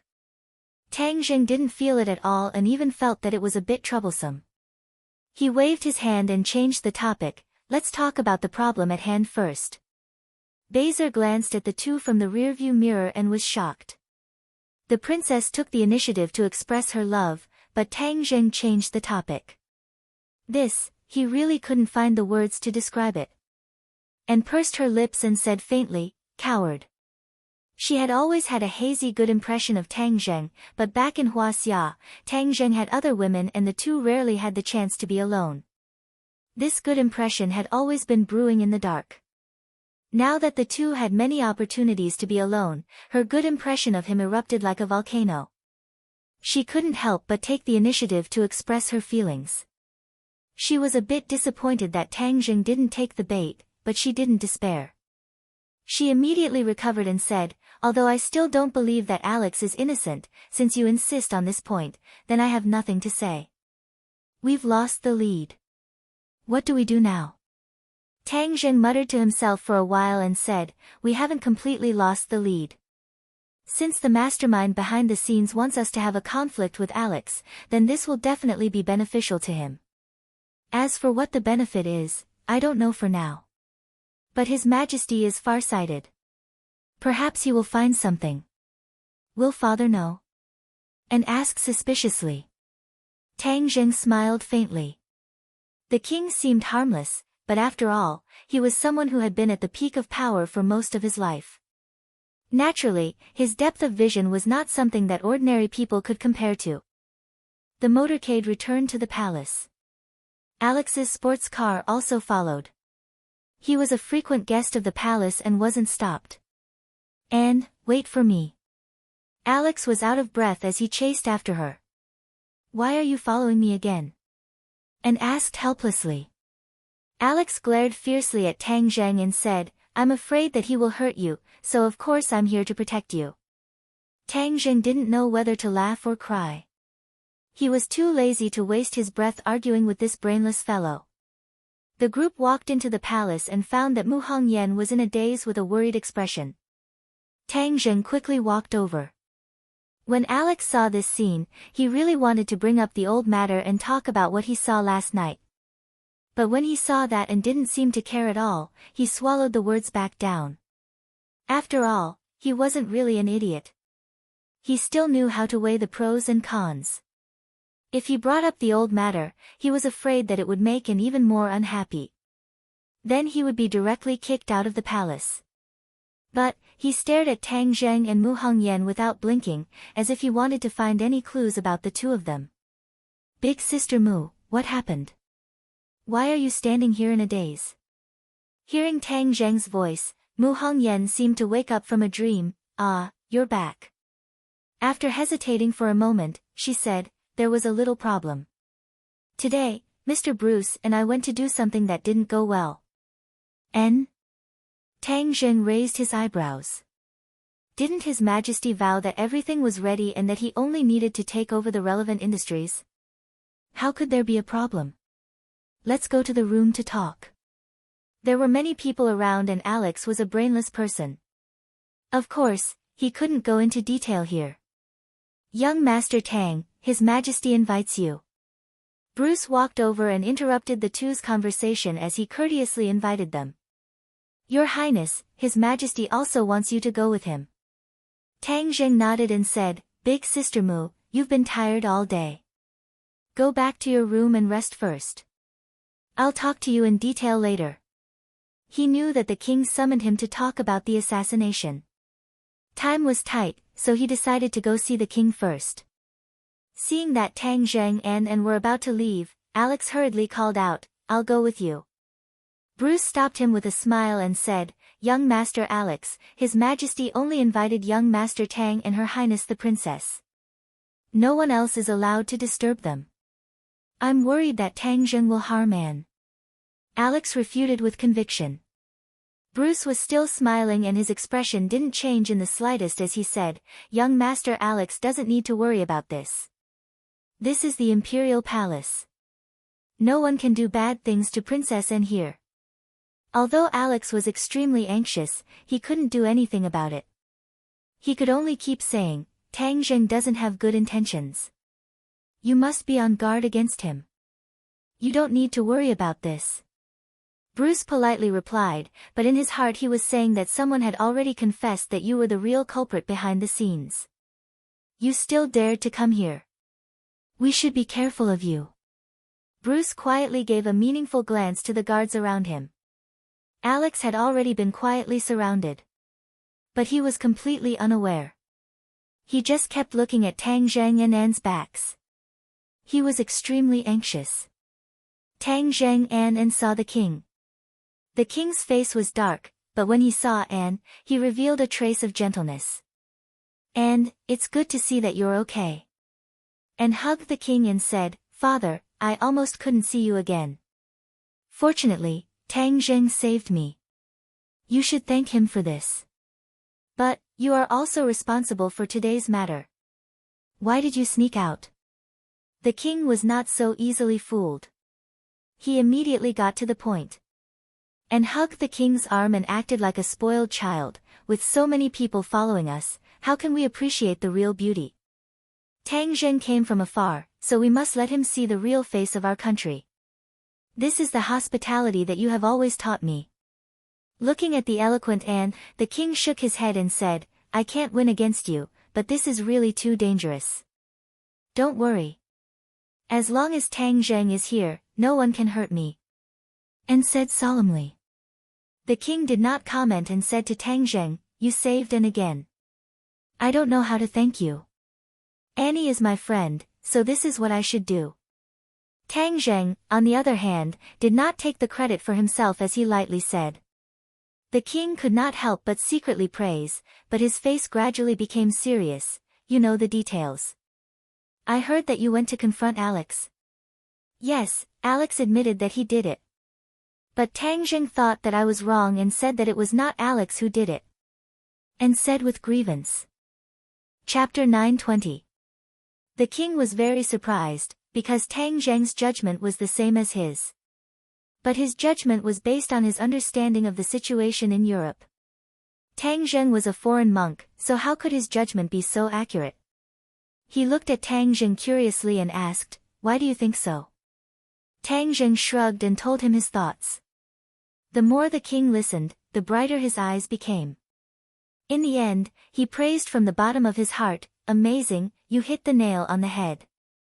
And looked at Tang Zheng in surprise and said, What's wrong with your brain? Why didn't I think of it? You thought of so many things. Tang Zheng is calm in the face of trouble. If he were like you and questioned them without thinking about anything, he would have fallen into the enemy's trap, the king said earnestly. If Tang Zheng did not stop them, with Anne's temper, she would definitely have a direct conflict with Alex. That would make things worse and become a mess. This was what the mastermind wanted to see. The king would definitely become enemies with the Rothschild family, which would not be a good thing for the royal family or even the entire country. The Rothschild family played a vital role in Europe's economy. If they rashly offended the Rothschild family, Sweden would definitely suffer a heavy blow. Not greater than as the king of a country, he would definitely not take such a risk. Hearing this, Anne lowered her head in shame and said, I was just angry. Besides, Alex admitted it himself, so I didn't think too much about it. It's not like you don't know Alex's temper. Can you believe everything he says? And pursed her lips and did not say anything more. Since Alex is not the mastermind, who could it be? Tang Zheng asked. Hearing this, Annie also looked at her father curiously. The king pondered for a moment and said, I don't know yet. If your majesty and the Rothschild family become enemies, who will benefit the most? Tang Zheng changed the question. It's hard to say because there are too many people who will benefit. Oh, too much. Yes, apart from my country, everyone else will benefit. Tang Zheng was slightly taken aback. The range was too large, and it was really difficult to determine. Where are the mercenaries who confessed? I'll interrogate him. Since the other party was not telling the truth, Tang Zheng was prepared to use the soul-searching technique. The king had a difficult expression on his face as he said, they're already dead. All the captured mercenaries are dead. Their brains were installed with miniature bombs that were remotely detonated by someone. Another bomb. Tang Zheng was shocked. The mastermind behind this was not an ordinary kind of ferocious person. He actually used this kind of method to control these mercenaries. The culprit didn't want them to continue investigating. Don't worry, I have already sent a large number of professionals to investigate this matter. There will definitely be a day when the truth will come to light. The king was not discouraged and said confidently. All right, that's the only way. And, Alex is also here. Don't be so cold to him. Explain the misunderstanding clearly. In addition, I will contact his family and explain the stakes of this matter. They will definitely not stand idly by. The king warned. Tang Zheng and retreated. From afar, they saw Alex surrounded by the crowd. Disperse. Although Anne was unwilling, she did not want the conflict to escalate. She dismissed the crowd. And, Tang Zheng didn't do anything to you, right? Alex did not care that he was surrounded by so many people. He only cared about Anne's safety. It's none of your business. There's nothing else for you to do here. You can go back by yourself. And unhappily gave the order to leave. And, there are still some misunderstandings between the two of us. I'll treat you to dinner as an apology, okay? Although Alex was furious yesterday, at this moment, his anger was gradually subsiding. Moreover, he already knew that Anne was attacked by an assassin. He was even more reluctant to be angry with her. And did not appreciate it and directly refused. Tang Zheng turned around and left. He wanted to find Mu Hongyan and ask her what had happened. Tang Zheng, where are you going? And turned around and followed. I'm going back to my room to rest. Tang Zheng did not want her to follow and said directly. And looked at him and stopped. She could not follow him back to his room. If she did, Alex would probably go crazy on the spot. Tang Zheng knocked on Mu Hongyan's door. Mu Hongyan's charming face appeared from behind the door. Sister Mu, I'm here. Tang Zheng closed the door with a smile on his face. Are you okay today? I heard that you were attacked by an assassin. Mu Hongyan's hand groped him a few times and asked with concern. You'll know if you check it out. Tang Zheng said with an evil smile. You're not serious again. Mu Hongyan quickly retracted her hand and glared at him. Let's talk about serious business. Okay, let's talk about serious business. Tang Zheng said while lying on the wide and soft bed with his hands behind his head. Let's talk about serious business. Why are you lying on the bed? Who said that lying on the bed can't talk about serious business? After experiencing so many things today, I'm tired and want to lie down for a while. Tang Zheng said lazily. Mu Hongyan was helpless. Since the relationship between the two changed, Tang Zheng became more and more unscrupulous in front of her. But she did not dislike it. If it was someone else, she would have kicked them out of bed. Sister Mu, come and lie down. Let's talk slowly. Tang Zheng looked at her wearing a small suit, a tight skirt, and black stockings. She stood in front of him and could not help but move his index finger. He patted the position next to him and said. A mature woman had another kind of charm that was irresistible. Every frown, every smile, and every occasional small action could evoke the flames in the bottom of one's heart. Without a doubt, Mu Hongyan was such a woman. Otherwise, Long Tingyu would not have disregarded human relations and had improper thoughts about his sister-in-law. Mu Hongyan hesitated for a moment, but still sat on the edge of the bed obediently. Tang Zheng hugged her and lay on the bed together. Ah, don't be like this. It's not dark yet. Mu Hongyan exclaimed in a low voice. I'm not doing anything. Tang Zheng laughed evilly. At this time, Tian Chanzi had not returned, so even if he did something, no one would notice. However, he was not that thirsty after all. He suppressed the flames in his heart and cleverly put a hand under her clothes. Don't. Mu Hongyan's entire body went limp and turned into a pile of mud. She did not know why she was so sensitive when facing Tang Zheng. Perhaps it had something to do with the difference in their identities. She exhaled like orchids and weakly stopped him. Don't move. Ah, listen to me. Tang Zheng's hand found its destination, so he did not push it further. He said, I'm listening. Go ahead. Mu Hongyan was helpless and could only restrain her restless heart. She weakly said, when Bruce and I went to take over the related industries today, we encountered a big problem. Someone had taken action before us and many of the industries were taken over by someone else. What? Tang Zheng was shocked. He could not help but pinch his hand hard. Mu Hongyan's entire body trembled and she cried out. Her face was so red that it was about to drip water. I'm sorry, I hurt you. Tang Zheng quickly apologized. It's okay.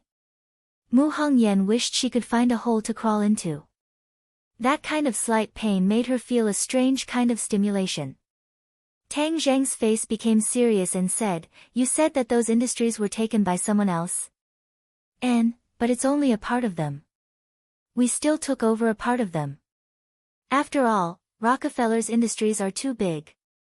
Mu Hongyan took a deep breath and suppressed the strange feeling in her heart. What did Bruce say? He also found it very strange.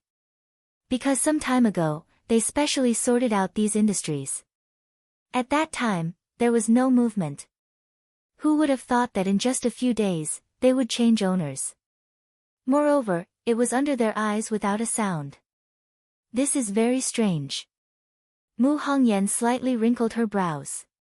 She gradually adapted to Tang Zheng's restless hands and immersed herself in business. Tang Zheng didn't know much about business. When he was discussing with the king and several other royal families in Europe, they provided a set of strategies that were said to be very professional. As long as Nicholas died and Rockefeller declined, they could use that strategy to take over Rockefeller's industries. Even if the Atlantic Empire tried to stop them, it would not be of much use. Later, Mu Hongyan made a special trip to Sweden and talked with them for a long time. With a professional view, she approved of their method. In fact, Rockefeller's industries were too many and spread across many countries around the world. This method was very complicated. It required a very strong foundation to succeed. The Swedish royal family could barely do this with their own strength, but they did not expect that the cooked duck would fly away. Someone must have stirred up trouble and intercepted it. Can you find out who played a role in it? Mu Hongyan shook her head. I can't find out at the moment. Since the other party dared to do it, they must be careful. It's not easy to find out immediately. This doesn't look like an assassination. Although I don't understand business, after all, this kind of operation is very complicated. It's easier to leave clues. I don't believe that they didn't leave any traces. In addition, in the end, it will be clear at a glance whose hands those industries will fall into. Whoever benefits will naturally be the one stirring up trouble. Tang Zheng thought for a while and analyzed in an orderly manner. Looking at him frowning and analyzing in an orderly manner, Mu Hongyan could not help but be stunned. That kind of strong self-confidence made her heart flutter. Men were most charming when they were serious. There was no doubt that Tang Zheng was very charming at this moment. This kind of temperament that was in control of the whole situation was very moving. Seeing that Mu Hongyan did not respond for a long time, Tang Zheng looked down and found that she was lying in his arms, looking up at him in a daze. "What are you looking at?" "Nothing." Mu Hongyan panicked. She was not a little girl. Why was she so infatuated? She was so embarrassed and quickly lowered her head. That shy look made Tang Zheng's head hot. He subconsciously hugged her, turned over, pressed her on top of him, and kissed her. Chapter 921. The two bodies tossed and turned on the bed, rolling in the waves. The sunset outside the window shone down on the waves, making them look like red waves. Deliberately suppressed cries echoed in the room, sometimes high and sometimes low, like the most moving song of a lark. In the waves, occasionally a piece of tender lotus-like skin would be revealed, captivating the soul. The battle was very intense, evenly matched. In the end, with a loud cry, everything returned to normal. Tang Zheng gasped for breath, hugging the naked Mu Hongyan as he laid on the bed. Mu Hongyan was like a docile kitten lying on his broad chest, her face flushed red and her eyes filled with amorous feelings. Her breath was like orchids, her heart unable to calm down for a long time. She deeply stared at him, the corners of her mouth rising into a faint satisfied smile. Her body was like the earth that had been dry for a long time, once again glowing with vitality. Her entire person was glowing, compared to before, there was a trace of a woman's unique charm. Tang Zheng was satisfied, holding her waist, his large hand gently sliding over her waist. "You really are bad." Mu Hongyan did not think that she would really fall like this, all kinds of feelings welled up in her heart. "Hee, big sister Mu seems to like my naughtiness." Tang Zheng's mouth slightly rose, as he said with an evil smile. "Is proportional to, you're not allowed to say it." Mu Hongyan quickly buried her head in his chest. Tang Zheng smiled and changed the topic, saying, "Big sister Mu, last time you fell into the hands of the enemy, it was my fault, so I am going to teach you a cultivation method, so you have the strength to protect yourself." "Really?" Mu Hongyan raised her head in surprise. She had been thinking about this problem, but she was too embarrassed to take the initiative to ask. "Of course, you are now my woman, how could I bear to let you suffer the slightest harm?" "Who is your woman?" "You're not ashamed, I did not agree." Mu Hongyan said against her heart. "Is that so? Then let's try again, see if you are my woman." Tang Zheng flipped onto the horse. Mu Hongyan cried out and quickly begged for mercy, "I surrender." "Then are you my woman?" Tang Zheng stared straight at her and asked aggressively. Mu Hongyan's face was like a peach blossom. She lightly bit her teeth and said, "You only know how to bully me." Seeing that Tang Zheng was about to make a move again, she quickly said, "Yes, I am."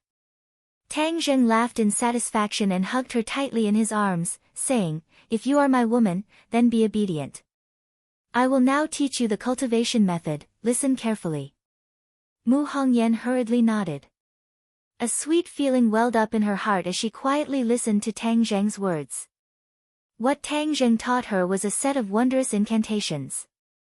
This set of techniques was obtained from the Lengya Pavilion and was very suitable for women to cultivate. "Elder sister Mu, you started late, so I don't plan to let you cultivate step by step.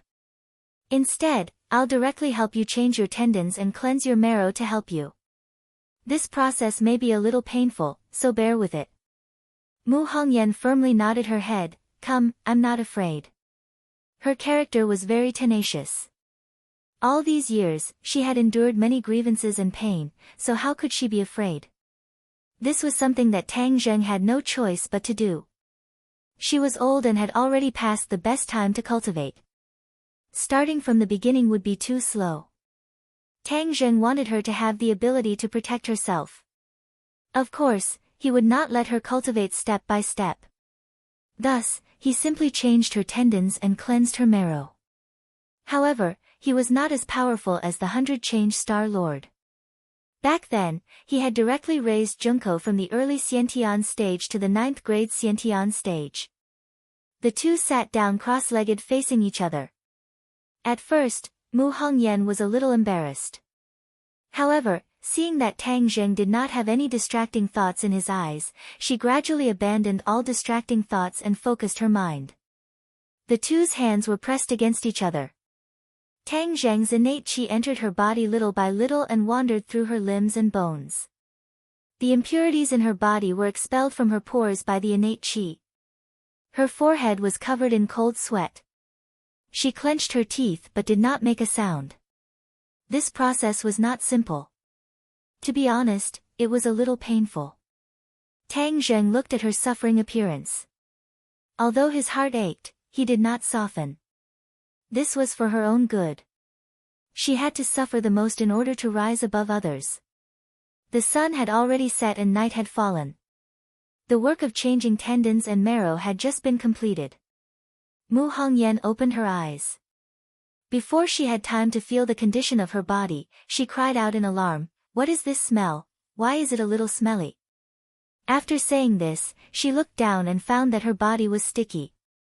She cried out in alarm, "What happened to me?" Tang Zheng looked at her with a smile and said, "Sister Mu, don't worry. This is to remove the impurities in your body. You'll be fine after taking a bath." "Then I'll go take a bath." Most women loved cleanliness. Mu Hongyan was even more so. She immediately jumped off the bed. She was surprised to find that her body seemed to be much lighter. Many of the occupational diseases from her previous work also disappeared without a trace. "I'll take a bath with you." Tang Zheng hurriedly chased after her. Not long after, other sounds came from the splashing water. After a long time, Mu Hongyan walked out with a face like a peach blossom. Her face was glowing and her skin was even fairer. It was like the highest grade jade. Her hand could not help but gently stroke her skin. It was as smooth as silk. She could not hide the surprise in her eyes and said, "Is this the effect of changing tendons and marrow? I feel like I'm several years younger." "Sister Mu, you were originally very young. I'm already old." "How are you old?" "If you go out, people will definitely ask you if you're still in university." Mu Hongyan glared at him but could not hide the smile on her face. "You only know how to make people happy." "Ah, it's already dark. Let's go out." She was afraid that other people would find out about the two of them. She did not want to give herself away in front of others. Tang Zheng smiled as he watched her put on her clothes in a hurry and said, "Let me help you put it on." "I don't want you to help me. The more you help, the more trouble you'll cause. You'll make it impossible for me to put on my clothes properly." Mu Hongyan said bitterly, "Hurry up and put it on too. Later when you go out quietly, don't let others find out. Do you hear me? Or else." "Or else what?" "Or else, don't even think about going to bed next time." Tang Zheng laughed and did not tease her anymore. After putting on his clothes, the two of them had a deep French kiss before he left without anyone noticing. He had just returned to his room for a while when there was a knock on the door. And was standing outside the door. "Where did you go just now?" "No one answered when I knocked on the door." Tang Zheng's expression did not change as he said, "I was in the room. I fell asleep just now, so I didn't hear anything. I'm here to invite you for a meal." And did not think much of it and said casually, "I'll call Big Sister Mu." When she knocked on Mu Hongyan's door and saw her, she was slightly stunned and exclaimed, "Wow, Big Sister Mu, you're so beautiful today." Mu Hongyan felt a little guilty as she touched her face and glanced at Tang Zheng and said, "I don't think so. I didn't suddenly become younger. You just became younger." "Oh, no, you were originally very young. I'm saying that your skin is too good. It's so tender and white with a hint of rosy. When you came back just now, I saw that you were still very tired. How did you suddenly become so radiant? Teach me the trick. Did you use some magical skincare products? I want to try it too." And said in surprise. Beauty had an irresistible allure to women. Even the high and mighty princess could not remain calm. Mu Hongyan bitterly smiled and glanced at Tang Zheng, saying in her heart that if you want to try this method of mine, then go find him. It's nothing. It's just ordinary skincare products. Maybe it's because your country's climate is too good that I have such a big change. Mu Hongyan's explanation was far-fetched. Is that so? How come I don't feel it? Could it be that I've lived for too long, so I'm slow and can't feel it? And touched her face and muttered to herself in puzzlement. And, let's go eat. Don't let them wait too long. Tang Zheng hurriedly came to the rescue to avoid delving too deeply into this issue and revealing a flaw. And held on to Mu Hongyan's hand and warmly said, Big Sister Mu, I'll ask you for guidance in a while. Don't hide anything. Mu Hongyan awkwardly agreed and helplessly glared at Tang Zheng. This is all your fault. Tang Zheng's mouth hooked up in a smile and pretended not to see it. When he arrived at the dining hall, he found that Tian Chanzi was already waiting there. Tian Chanzi looked at Tang Zheng with a meaningful smile. Tang Zheng's heart jumped. Could it be that he just discovered something? I heard that you experienced a lot of things today. Are you very tired? Tian Chanzi asked with a smile. There was clearly a hidden meaning in his words. Tang Zheng pretended not to hear it, but since he knew, then it didn't matter. How can I be as leisurely as you? I don't even know where you ran off to meet with someone. Tang Zheng lightly said. Slander. The king and queen invited everyone to sit down and eat. After the meal, Tian Chanzi pulled Tang Zheng, winked and said in a low voice, You brat, you did bad things when I wasn't here. You are the one who is slandering. Tang Zheng seriously said. Believe it or not, I'll expose you. Expose me. Tang Zheng shrugged. Tian Chanzi curled his lips and said, You brat, your wings are really strong. I can't threaten you. Okay, let's talk about business. You came to Sweden for the Rockefeller industry, and I came for the crystal. We should find the whereabouts of the crystal. Why don't you ask His Majesty? I said you brat are stupid, but you don't believe me. If I ask him directly, will he admit it? Tian Chanzi looked at him with a look of disdain. Since you know this as well, what can you do? Can't you find it yourself? Do you really think I went to meet someone during the day? Am I like you? Doing bad things during the day. Tang Zheng was thick-skinned, and deliberately pretended not to understand, and asked, What did you find during the day? Of course I found something. According to my investigation, the crystal is hidden in the palace. The energy contained in the crystal is very powerful. It is not easy to completely hide its traces, especially for a master like me. Don't blow your own trumpet. Tian Chanzi glared at Tang Zheng and continued to say, I have narrowed down the scope. The crystal is under the palace, but I don't know where the entrance is.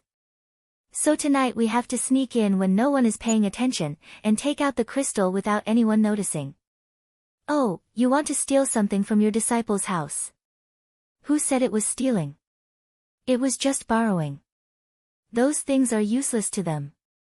Making the best use of them will not waste them. Tian Chanzi argued. Chapter 922. Deep in the night, two figures sneaked into the deepest part of the palace without anyone noticing. The palace had a special basement that was not open to outsiders, but it was not a problem for these two daring fellows. After exploring for a while, they found the entrance. However, a group of armed guards stood guard at the entrance, making it impossible for them to force their way in. They wanted to sneak in without anyone noticing. The two looked at each other and Tian Chanzi said, You go and lead them away. Why me? Because I'm your senior. Respect the old and love the young. Didn't your kindergarten teacher teach you that? Tian Chanzi said with a laugh. Tang Zheng rolled his eyes and rushed out in a flash. What's that? The guard only saw a blur in front of his eyes and did not see clearly what it was. He just subconsciously shouted. You guys go over there and take a look. A person who looked like a leader sent out some of his subordinates. But he still stood guard and did not move. Tian Chanzi was stunned. Damn, why didn't you guys chase after them? Why did you guys stay behind? The plan to lure the tiger away from the mountain had failed. Tang Zheng shook off his pursuers and appeared behind Tian Chanzi, asking, "How is it? Why aren't you moving?" Square root Tian Chanzi pointed at the door and said, "Look for yourself." "How do I get in?" "Ah, you're really smart. You didn't fall for it." Tang Zheng was surprised. The more cautious the other side was, the more important the thing behind the door was. Actually, we can use illusions to blind their eyes and then sneak in without anyone noticing. But we have to open the door, then they will definitely notice. This is the most difficult part. Tang Zheng analyzed. Tian Chanzi said helplessly, "We can't knock them out and directly charge in, and we can't sneak in without anyone noticing. So what do you think we should do? You still have the nerve to ask me. You were the one who brought this up." Tang Zheng was speechless. "Okay, then I'm going in." "Don't even think about taking the crystals later," Tian Chanzi retorted. "Who said I don't want it? Of course I want it. You're the only one who's full, but the whole family isn't hungry. I have so many people around me, and everyone needs crystals." Tang Zheng wouldn't do it. What a miser. Don't you know how to respect the old and love the young? "Give me more," Tian Chanzi muttered. "Hee, you're already so powerful at such an old age. You should leave this kind of improvement opportunity to us, the younger generation. Stop talking nonsense and think of a way." Tang Zheng stared at the group of guards. Just as he was at his wit's end, the door opened. Their pupils constricted as they looked at each other. Then, they stared at the door. A few people in white coats walked out. These people had solemn expressions and tightly knitted brows. "Why are there doctors here?" Tian Chanzi asked curiously. Tang Zheng shook his head, "These are not doctors. Those who wear white coats are not necessarily doctors, just like those who ride white horses are not necessarily Tang Seng. These are researchers. Look at that old man. I seem to have seen him in a popular science program before. He's a very awesome scientist." "Scientist? What are these scientists doing coming out from under the palace in the middle of the night?" Tian Chanzi was confused. Tang Zheng was also confused, but when he saw the door open, he was overjoyed and said, "Don't worry about them. This is the best time for us to sneak in. Let's go." He quickly cast an illusion, which was equivalent to invisibility, and took the lead to rush towards the door. "Boy, wait for me." Tian Chanzi followed suit. Almost at the moment the door closed, he rushed in with Tang Zheng. Bang! Behind them came the sound of the door closing. A feeling of isolation hit their hearts. The two subconsciously looked back and found that the door was very heavy. It was almost impossible to move it with just the strength of their hands. "Don't worry about the door. Let's go forward first," Tian Chanzi said. Tang Zheng nodded and looked around. After confirming that there were no cameras, he was relieved and said in a low voice, "This is the most secret place, but there are no cameras. This means that His Majesty the King does not want the things here to be made public." He did not even leave behind a single image. "Did you see those scientists just now? They were searched when they left. This is definitely not normal. Hee, this old king is quite cautious. Unfortunately, in front of me, it's useless to be cautious. However, you are right. It makes sense for him to be so cautious. After all, the crystal is too important." Tang Zheng did not refute, but in his heart another thought emerged. Crystal is very important to cultivators, but for ordinary people, it is of little value. It is not worth such a tight protection. However, for the time being, he could not figure out the reason. He could only continue to move forward. The basement was very spacious. Even the entrance passage was like a main road. The ventilation was good, and there was not a trace of cold or damp air. The two carefully moved forward. Not long after, their eyes lit up as they came to a huge laboratory. This was a laboratory set up in the basement. It was empty. Tang Zheng suddenly realized that those scientists must be working in this laboratory. But the key was why the laboratory was set up under the royal palace. Was it necessary to hide like this? He shook his head. He really could not figure it out. Tian Chanzi reluctantly said, "It seems that I have to admit that you are right. Those people are scientists, not doctors." Looking at the bottles and jars in the laboratory, as well as all kinds of cutting-edge instruments, Tang Zheng analyzed, the experiments they are doing here must be top secret. Tian Chanzi did not care. "I don't care what experiments they are. I only want the crystal." "Then let's split up and look. There are so many cabinets here. I don't know where the crystal is hidden." Tian Chanzi waved his hand and walked to the left. So Tang Zheng walked to the right. Looking at the dazzling array of bottles and jars and instruments, Tang Zheng's eyes were dark. He simply could not see what the research was. However, the most important thing was to find the crystal. He began to rummage through the cabinets. But after rummaging for a long time, he still could not find the crystal. When he used his energy to investigate, he could clearly feel that there was a huge energy source hidden in the basement. It was the same as the crystal. So, the crystal must be in this laboratory. Huh? Tang Zheng's attention was suddenly attracted by a thick cable on the ground. The cable was connected to a wall in the laboratory. This cable was connected to a huge instrument. On the screen above, there was a ripple jumping, very much like a heartbeat monitor in a hospital. But the jumping curve was obviously much faster than a human's heartbeat. The rising and falling waves were continuous. Tang Zheng had always been very curious about the research direction of this laboratory. When he saw the ripple on the screen, he had an idea. He turned around and walked along the cable. When he came to the wall, the cable penetrated from the ground, and in front of him was a huge iron door. What was behind the iron door?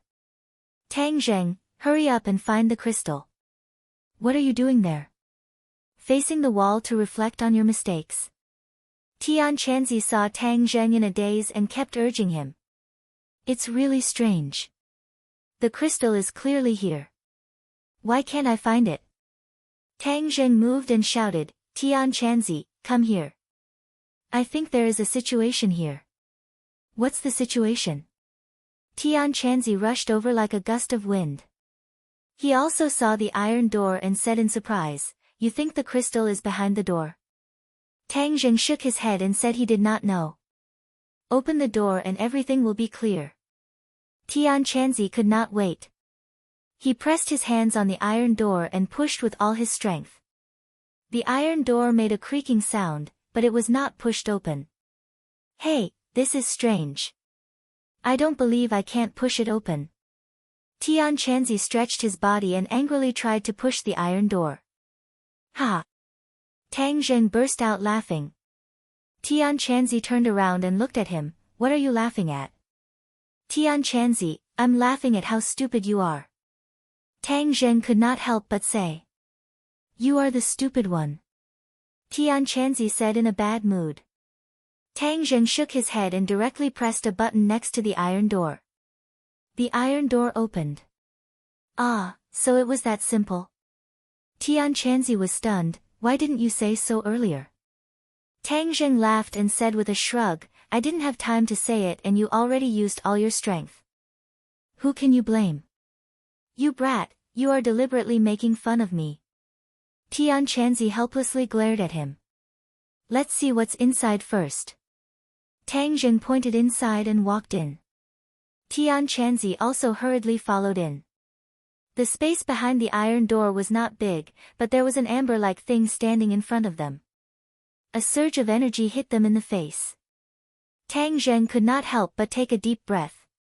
He felt refreshed, but his eyes were wide open as he looked at the scene in front of him. Too shocking. This was not amber, but a crystal as tall as a wall. The 2 crystals that the king gave them were not even worth mentioning. This was a treasure trove. Tian Chanzi also opened his eyes wide. After a long while, he laughed and scolded, "Damn, Why is the king so stingy? I am his daughter's master, and he only gave me a small one. It's like a drop of water in the ocean. Tian Chanzi could not help but extend his hand and press it on the crystal. Whoosh whoosh. Powerful energy gushed out from the crystal, forming a gust of wind on Tian Chanzi's arm. His expression became extremely strange. Back then, when he was in the prehistoric heavenly tomb, he was lucky enough to reach the 9th stage of yuanying. Later on, he used the crystal to consolidate his cultivation, but when he wanted to go further, he did not succeed in entering the semi-god realm. But at this moment, after absorbing this energy, he felt that every pore of his was filled with innate qi. The innate qi surged, and waves of thunder came out from his body. The air around his body surged, creating circles of ripples. Tian Chanzi was wild with joy, and laughed, "My cultivation is about to break through the semi-god realm, I'm finally going to succeed." He hurriedly sat down cross-legged and circulated his energy to digest this huge amount of energy, and prepare for the upcoming breakthrough. Tang Zheng was also happy for him. This way, he would have the help of 2 experts of the semi-god realm. He subconsciously raised his head to look at the cause of all this, but suddenly discovered that the crystal had actually changed. Veins that looked like blood vessels appeared on the crystal. Chapter 923. The veins on the crystal were very clear and were similar to blood vessels. There was a liquid slowly flowing inside. What is this? Tang Zheng was shocked, but he found that the crystal was changing more and more. Soon, it became completely transparent. There's something inside the crystal. Tang Zheng's eyes widened as he saw an unknown creature appear inside the crystal. He found that the cables were forked into strands and attached to the crystal. Could the wavy lines on the monitor be the heartbeat of this unknown creature? It was alive. He suppressed his violently beating heart and stared at it. He had never seen this creature before, and he was sure that it was not a creature of this world. It was about the same size as an adult, but it was a 4-legged reptile. It had a very long tail that was like a sharp hook. The strangest thing was that its eyes were always open and reflected Tang Zheng's figure. Tang Zheng's heart trembled as he stared at those eyes. It was as if his soul was about to be sucked into them.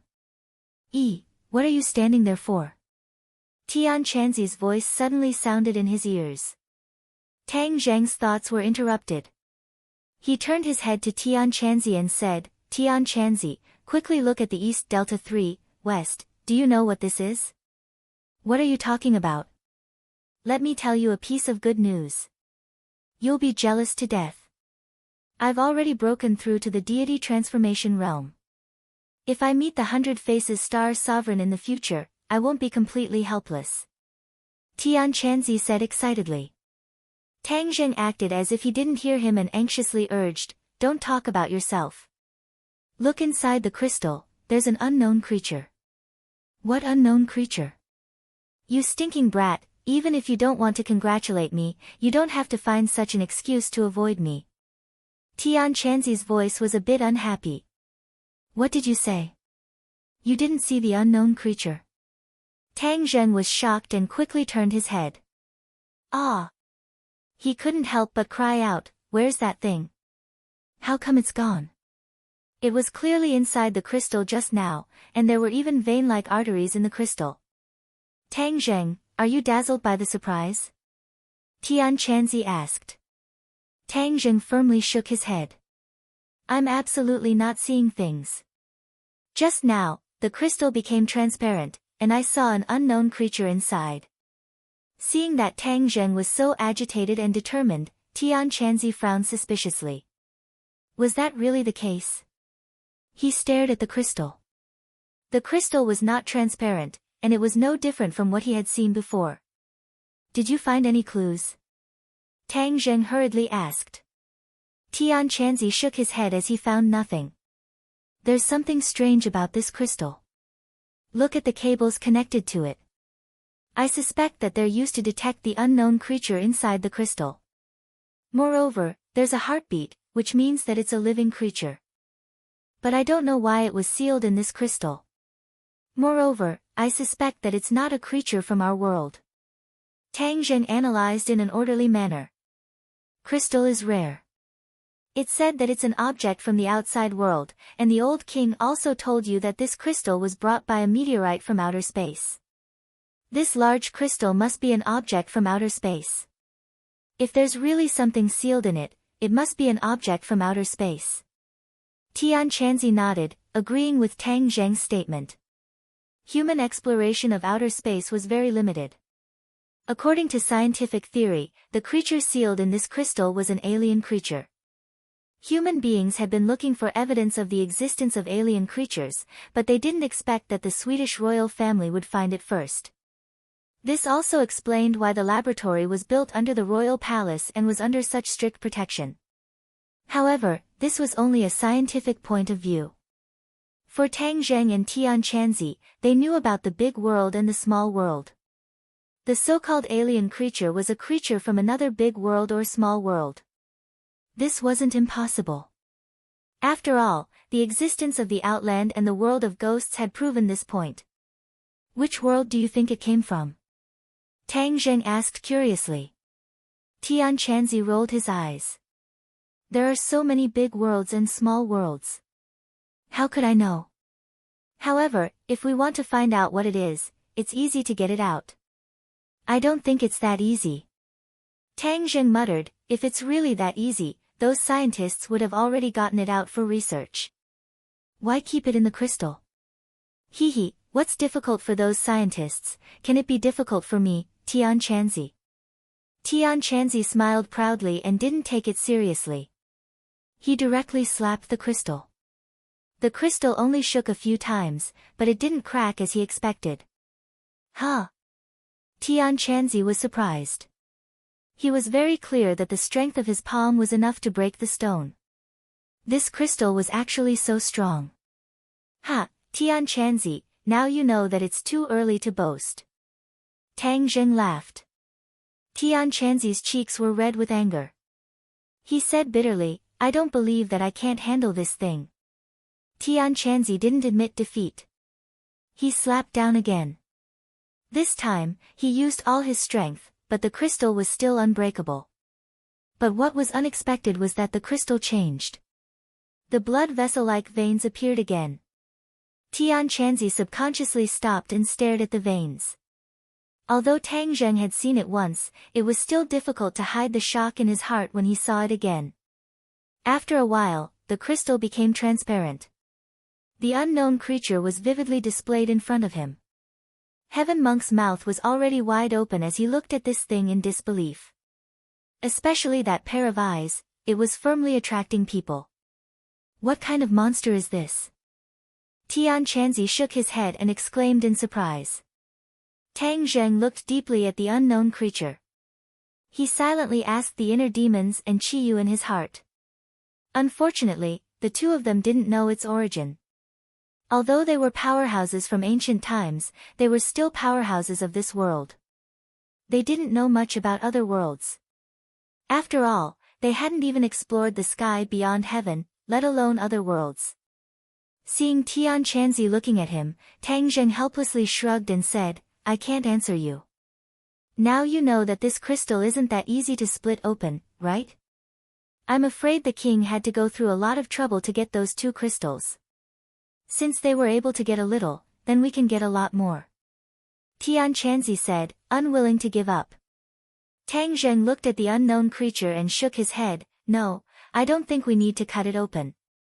Since it's a whole, then it has its own reason to exist. Moreover, since you just proved that you can absorb the energy in the crystal, then why do we need to cut it open? If we don't cut it open, then how will we divide the crystal and cultivate? Tian Chanzi asked suspiciously. Tang Zheng smiled faintly, who said that we can't cultivate if we don't split it.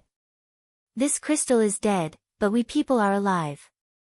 As long as we gather everyone in front of the crystal and absorb the crystal's energy while cultivating, won't the problem be solved? Don't you cultivators have some kind of holy lands? We can also make our own holy lands.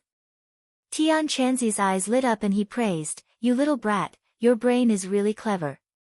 This method is feasible, but who do we put the crystal with?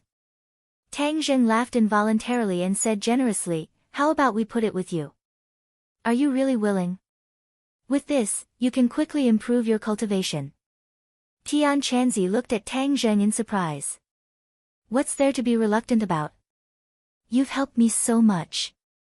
Moreover, the higher your cultivation, won't I also benefit from it? Seeing that Tang Zheng didn't seem to be duplicitous, Tian Chanzi praised and said, hey, it's really not a waste of my kindness to you. But you can rest assured that I, Tian Chanzi, am also an open and above-board person. After we go back, we'll find a place to put this crystal, and then everyone can absorb the energy together to cultivate. Tang Zheng himself had Qiyu's heart blood, so he didn't care much. Suddenly he thought of a problem and said, when the energy in the crystal is absorbed, the crystal will melt like ice. Finally, when we finish absorbing the crystal's energy, the crystal will completely melt, then wouldn't this thing be free? Hey, what you said is actually a problem. But, I don't think it's that powerful. We have so many people, why should we be afraid of it? Tian Chanzi didn't care, he didn't put it in his eyes at all. Tang Zheng didn't say anything. This creature from another world couldn't be careless, but for the time being he didn't have a better way. He could only improve his cultivation. Even if there was a problem in the future, he would have a stronger strength to deal with it. While the two of them were talking, the crystal returned to its original appearance, and the unknown creature disappeared without a trace.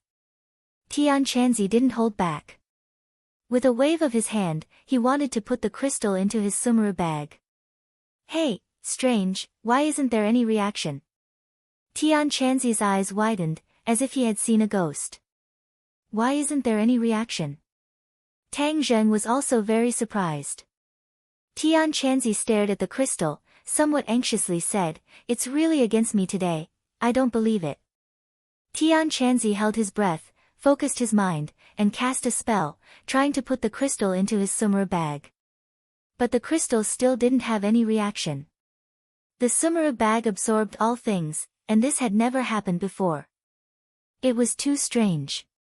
Tian Chanzi scratched his head in distress and said, could it be that the level of my sumuru bag is too low? His sumuru bag was an earth-grade magic treasure, and its divine ability was already very extraordinary. It could even take in a heaven-grade magic treasure, but it couldn't deal with this crystal. Tian Chanzi was very angry.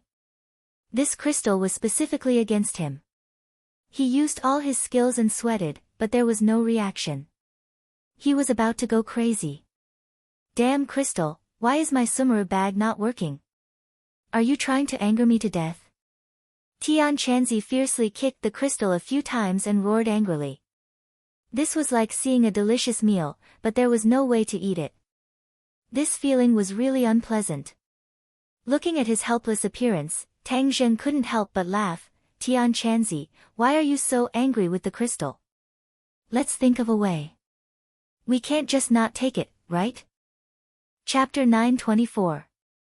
Looking at his suspicious eyes, Tang Zheng's heart moved, and he said, you can't, but that doesn't mean I can't. Don't brag too much. Let's try it and we'll know. Tang Zheng walked over, casting a spell, and the sumuru world on his wrist sparkled. Tian Chanzi was suddenly shocked, patting his head as he suddenly realized, how could I forget about your sumuru world? Sumuru world is a heaven-grade magic treasure, one grade higher than my sumuru bag, maybe. He blushed a little. Tang Zheng's mind was completely focused, and with a so, the crystal disappeared. He immediately saw the crystal in sumuru world. Ha, you really can. Tang Zheng was very happy. Tian Chanzi shook his head, depressed, is there any justice? My cultivation is so much higher than his, but he still beat me. Looking at his depressed appearance, Tang Zheng patted him on the shoulder and said, Tian Chanzi, don't be discouraged, can't you have a bit of the demeanor of a senior? You keep showing off, isn't it just a heaven-grade storage magic treasure? It won't be long, I will also upgrade my sumuru bag to a heaven-grade magic treasure. Tian Chanzi said faintly, looking like a bullied little wife. Tang Zheng couldn't help but laugh. AI, you got lucky again, this crystal is in your sumuru world, you can absorb as much energy as you want, your cultivation will definitely advance by leaps and bounds. Tian Chanzi shook his head, and said enviously. Anyway, the outside door is closed, we can't go out, we have to wait for those scientists to come in tomorrow, then we can leave without anyone knowing. There are still a few hours, I'll take out the crystal, we can both absorb it to improve our cultivation. Tang Zheng said generously. Your spirit is commendable, you didn't eat it alone. Tian Chanzi praised, but, I just broke through, I still need to consolidate, I don't need to rush to absorb the energy. Oh, then I won't be polite, you can guard me. You little brat, you're not polite. Tian Chanzi laughed and scolded, good, you're now a 9th grade golden core, I want to see if you can break through to the Yuanying realm in one go. Don't look down on me, if you can, why can't I? Tang Zheng was full of confidence. Then I'll wait and see. Tang Zheng's heart sank, the crystal was in Sumeru world, even if he didn't touch it, he would still be able to absorb the energy inside. As soon as he thought of this, a torrential surge of energy gathered in his body like a great river. This energy's chi, it's energy's energy, chi's energy was chi's chi, S's cheese.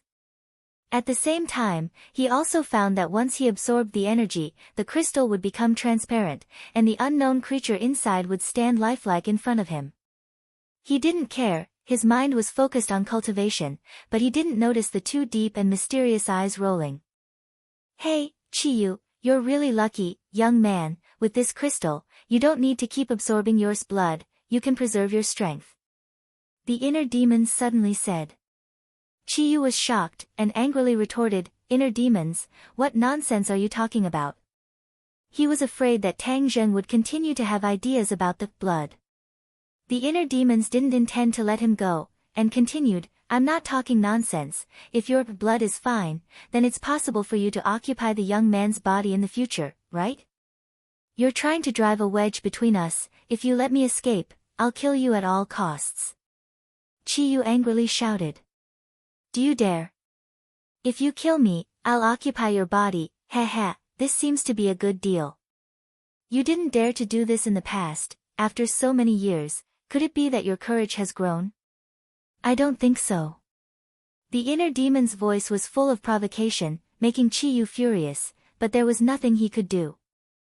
Tang Zheng heard these words, of course, he understood the inner demon's intentions, and also understood Chiyu's thoughts. Although he had the crystal, he wouldn't give up on absorbing the blood. After all, this could weaken Chiyu's strength, but he also had to be careful of the inner demon's strength. If he could find a way to weaken the inner demons, then it would be perfect, weakening them together, they wouldn't be able to jump around. One day, he could completely eliminate these two hidden dangers. Tang Zheng's thoughts moved, and he quickly focused his mind, concentrating on cultivating. The Jindan was getting bigger and bigger, becoming the size of a fist, and the Jindan was turning from solid to liquid little by little. He wasn't surprised, as he had already asked Tian Chanzi about this process, and understood that this was the transformation of the Jindan. After a while, the Jindan finally completely melted, turning into a liquid, just like melted liquid gold. All of this was an autonomous process, but the next step had to be controlled by Tang Zheng, as this was related to the strength of the condensed yuanying. He used his mind to control this mass of liquid, and continued to absorb the true qi for the liquid to shape. The liquid was stretched little by little, condensing into a human brain, but the face of this brain was still very blurry, and the face couldn't be seen clearly. At the same time, the torso also condensed, and the limbs began to spread outwards little by little. Time passed little by little, and after a long time, the initial human shape was finally successful. Tang Zheng wasn't too happy, because this was only the first step of the long journey, and there was still a lot of work to be done. Otherwise, he wouldn't have asked Tian Chanzi to protect him. If this process was interrupted, the yuanying would collapse, and there would be no hope for advancement. In the worst case, the Jindan would be destroyed, and he would die immediately. For a practitioner, this was a more important step than condensing the Jindan, and he had to be more careful. The next step was more delicate work.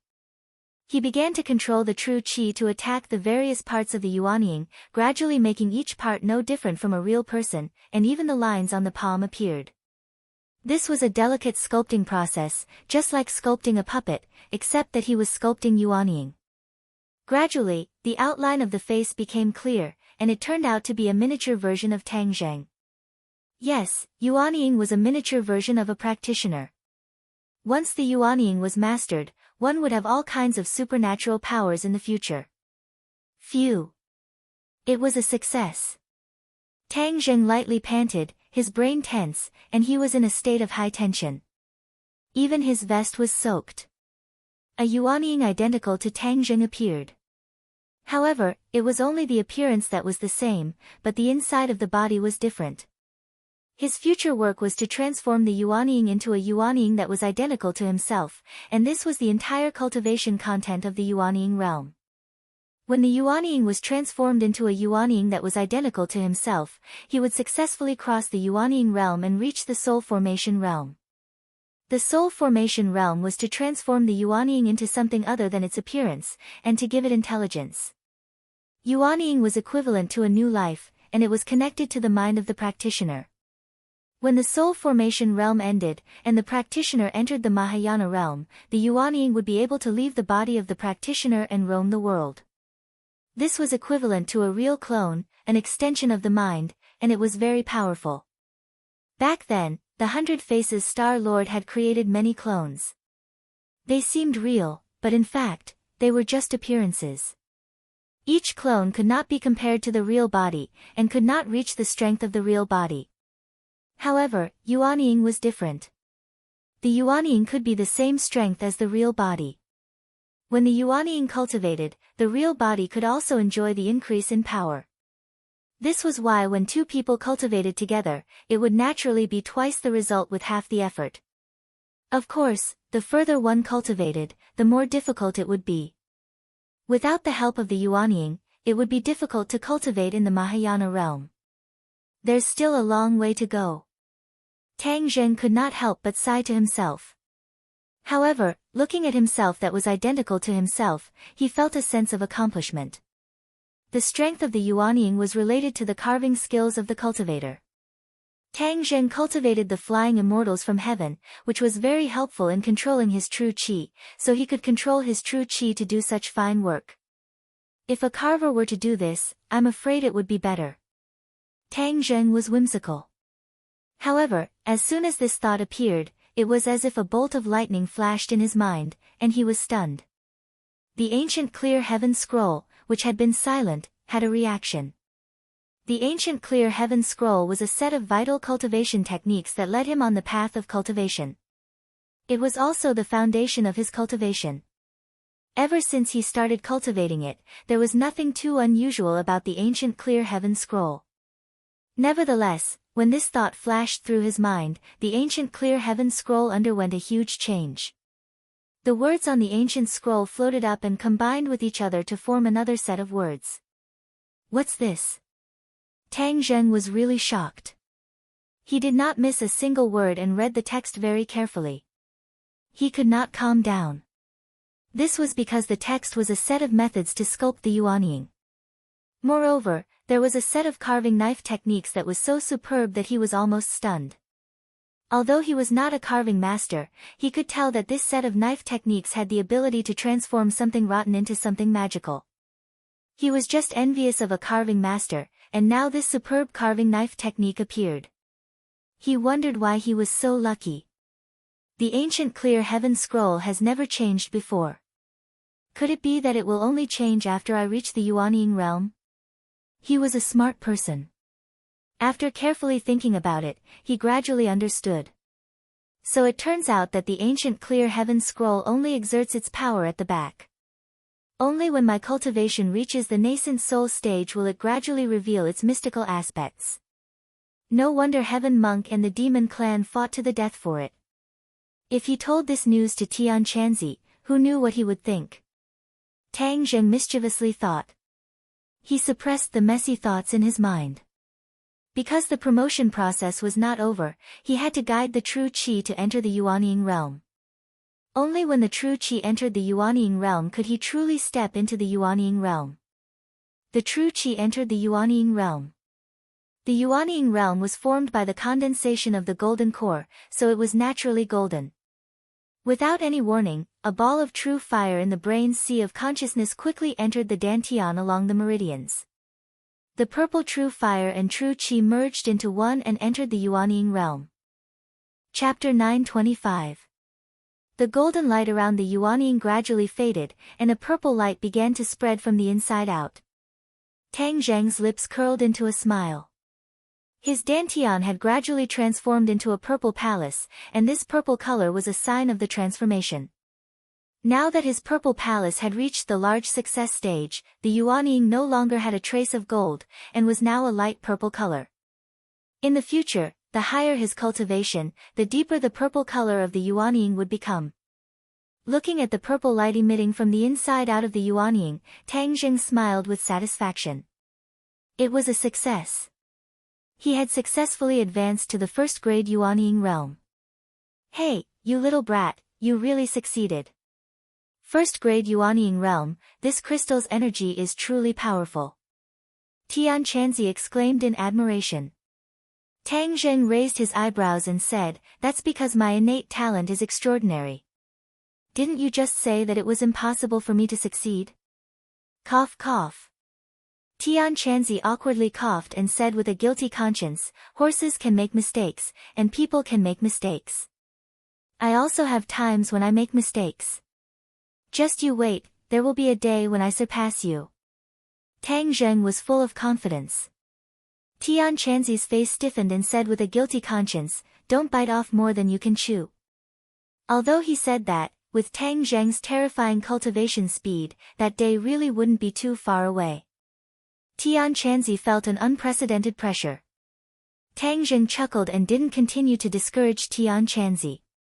He said, "It's already morning, the scientists will be back soon.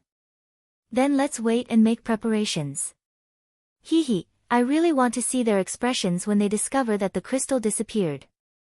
Tian Chanzi said with a mischievous smile. "Don't play pranks, those people will definitely be as anxious as ants on a hot pan. His Majesty the King will definitely be furious." "Do you think they will suspect us?" Tang Zheng asked thoughtfully. Tian Chanzi said without thinking, "So what if they suspect us? What can he do to us? I am his daughter's master. Since they have no use for the crystals they left behind, wouldn't it be good to give them to their master and make the best use of them?" "Alright, you're very reasonable." The two of them quickly came to the door. Not long after, they saw the door slowly open. The two of them quickly used illusion to become invisible. They quickly passed through the scientists and disappeared without a trace. The two of them secretly returned to their respective rooms. Not long after, there was a knock on the door. Mu Hongyan stood outside the door, her face glowing. Last night, she slept a little late because she was both looking forward to it and was afraid. She thought that Tang Zheng would sneak into her room in the middle of the night. But she didn't expect that this guy would actually become obedient, which was really out of her expectations. But even so, he was nourished during the day, and he was able to truly cultivate the wondrous intent art. His mental state was unprecedentedly good. Big Sister Mu, your cultivation has risen really quickly. You've already reached the 6th grade of foundation establishment. Tang Zheng was surprised. He helped Mu Hongyan change her muscles and cleanse her marrow, but it didn't really increase her cultivation. Instead, she had to rely on her own cultivation to fully understand the mysteries of the wondrous intent art and obtain the corresponding cultivation. There was a certain difference between muscle and marrow transformation and wisdom infusion. Wisdom infusion was to directly and forcibly increase a person's cultivation. If the foundation wasn't solid, then it would be very harmful to one's future cultivation. In addition, using wisdom infusion required an extremely high cultivation, but muscle and marrow transformation had a slightly lower cultivation requirement. It only improved a person's physique and increased their cultivation speed. This had a drawback. It was easy to cultivate in the beginning, even easier than many geniuses, but the further one went, the more difficult it would be. Mu Hongyan was the best proof. Her talent was average, but she actually broke through 6 levels in one night. This was enough to make many geniuses feel ashamed of their inferiority.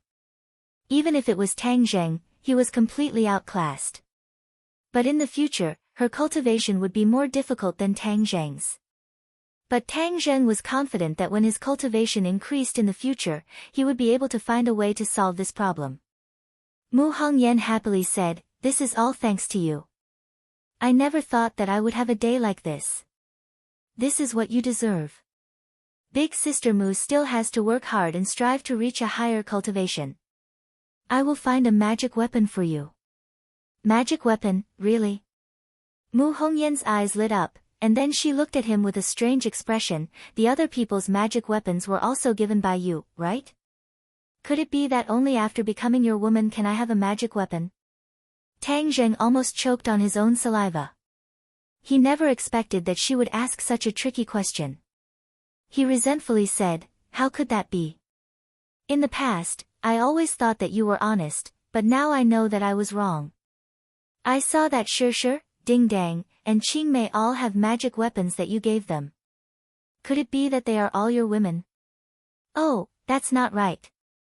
There is also Wu. She is not a cultivator, so she doesn't have a magic weapon. But I heard that you taught her a set of fire underworld divine palm." "Stop." Tang Zheng quickly surrendered. This woman's intuition was too terrifying. She actually guessed everything correctly. Even Lu Qingmei was able to guess it, which he did not expect. "What, did I say something wrong?" Mu Hongyan asked with a smile that was not a smile. Tang Zheng awkwardly said, "Big Sister Mu, don't expose my shortcomings." Mu Hongyan raised her eyebrows and said, "Then let's see if you still dare to bully me in the future." "Big Sister Mu, your words wrongly accuse me. I have never bullied you." Tang Zheng complained. "Then yesterday you treated me like that." Mu Hongyan's eyes seemed to be rippling with water. Tang Zheng's heart moved. He could not help but grab her hand and said, "That was not bullying."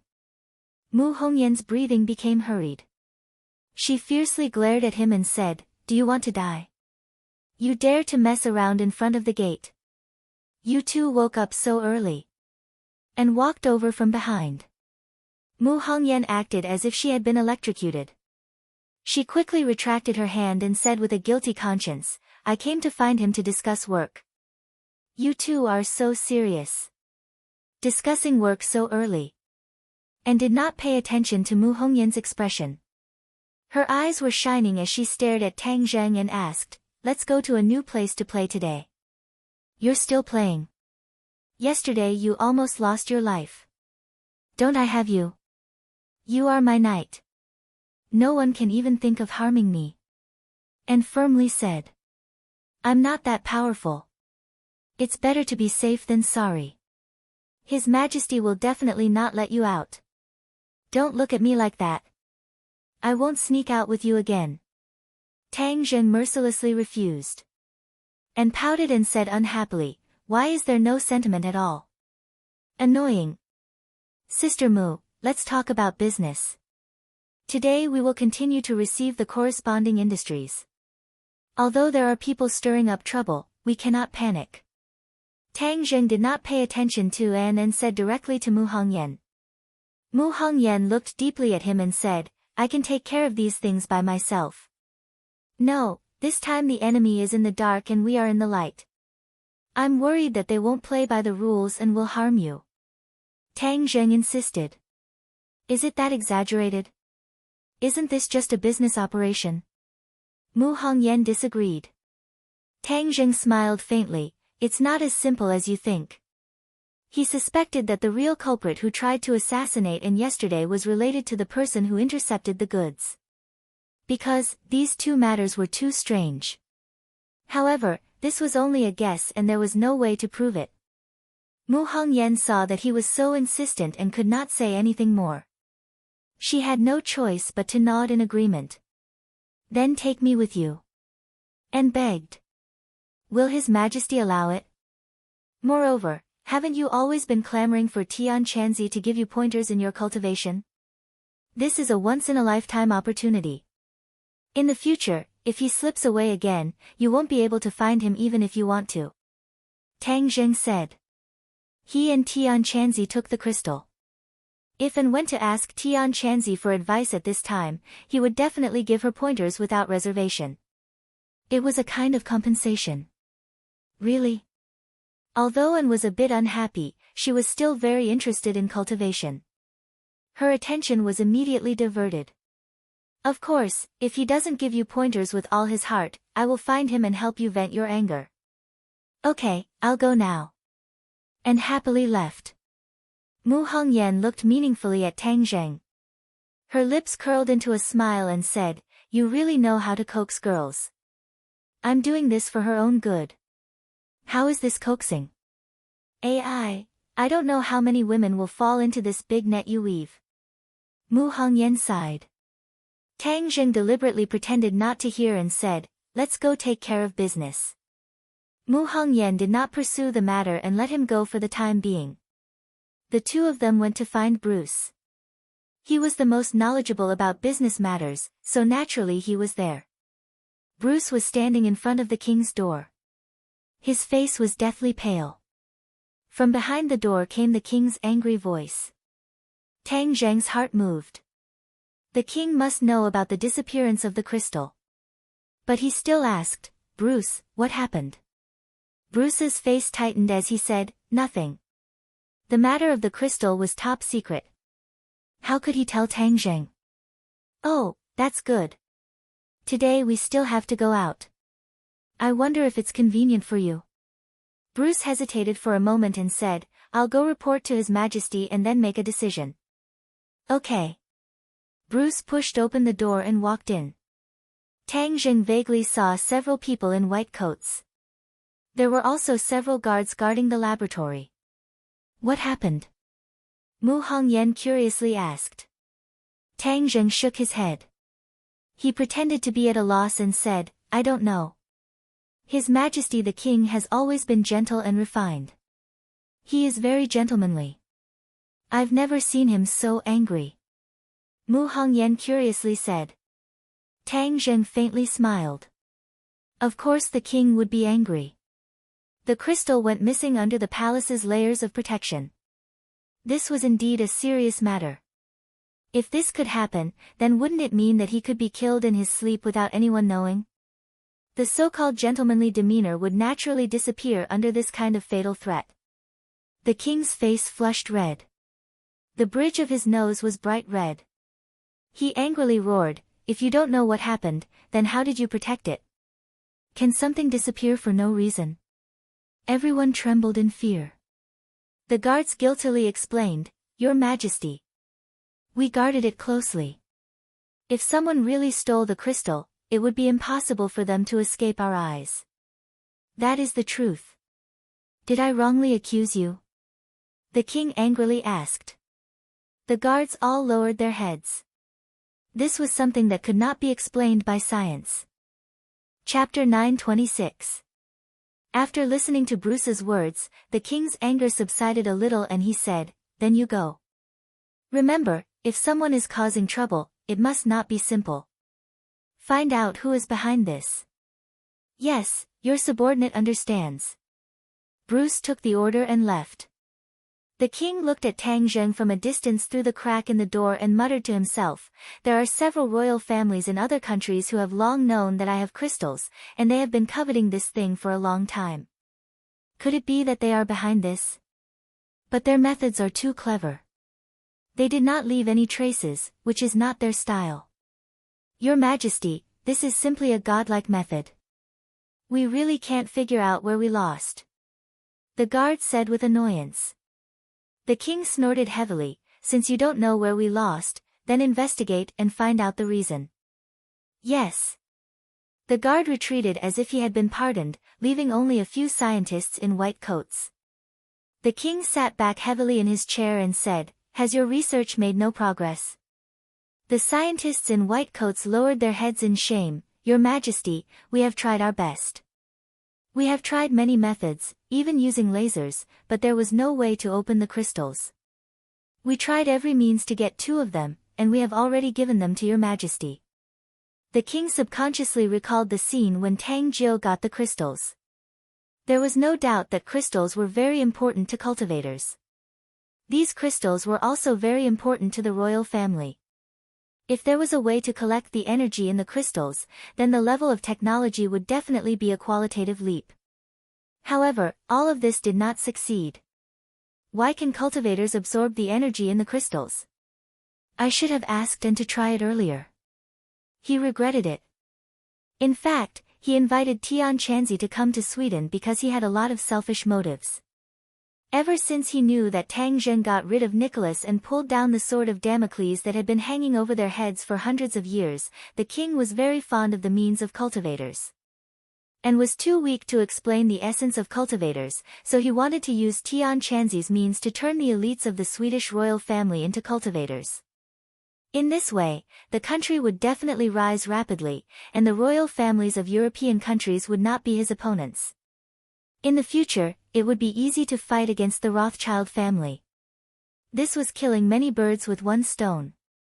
However, before he could express his intentions to the heaven monk, a series of unimaginable events happened one after another, causing him to be unable to take it all in.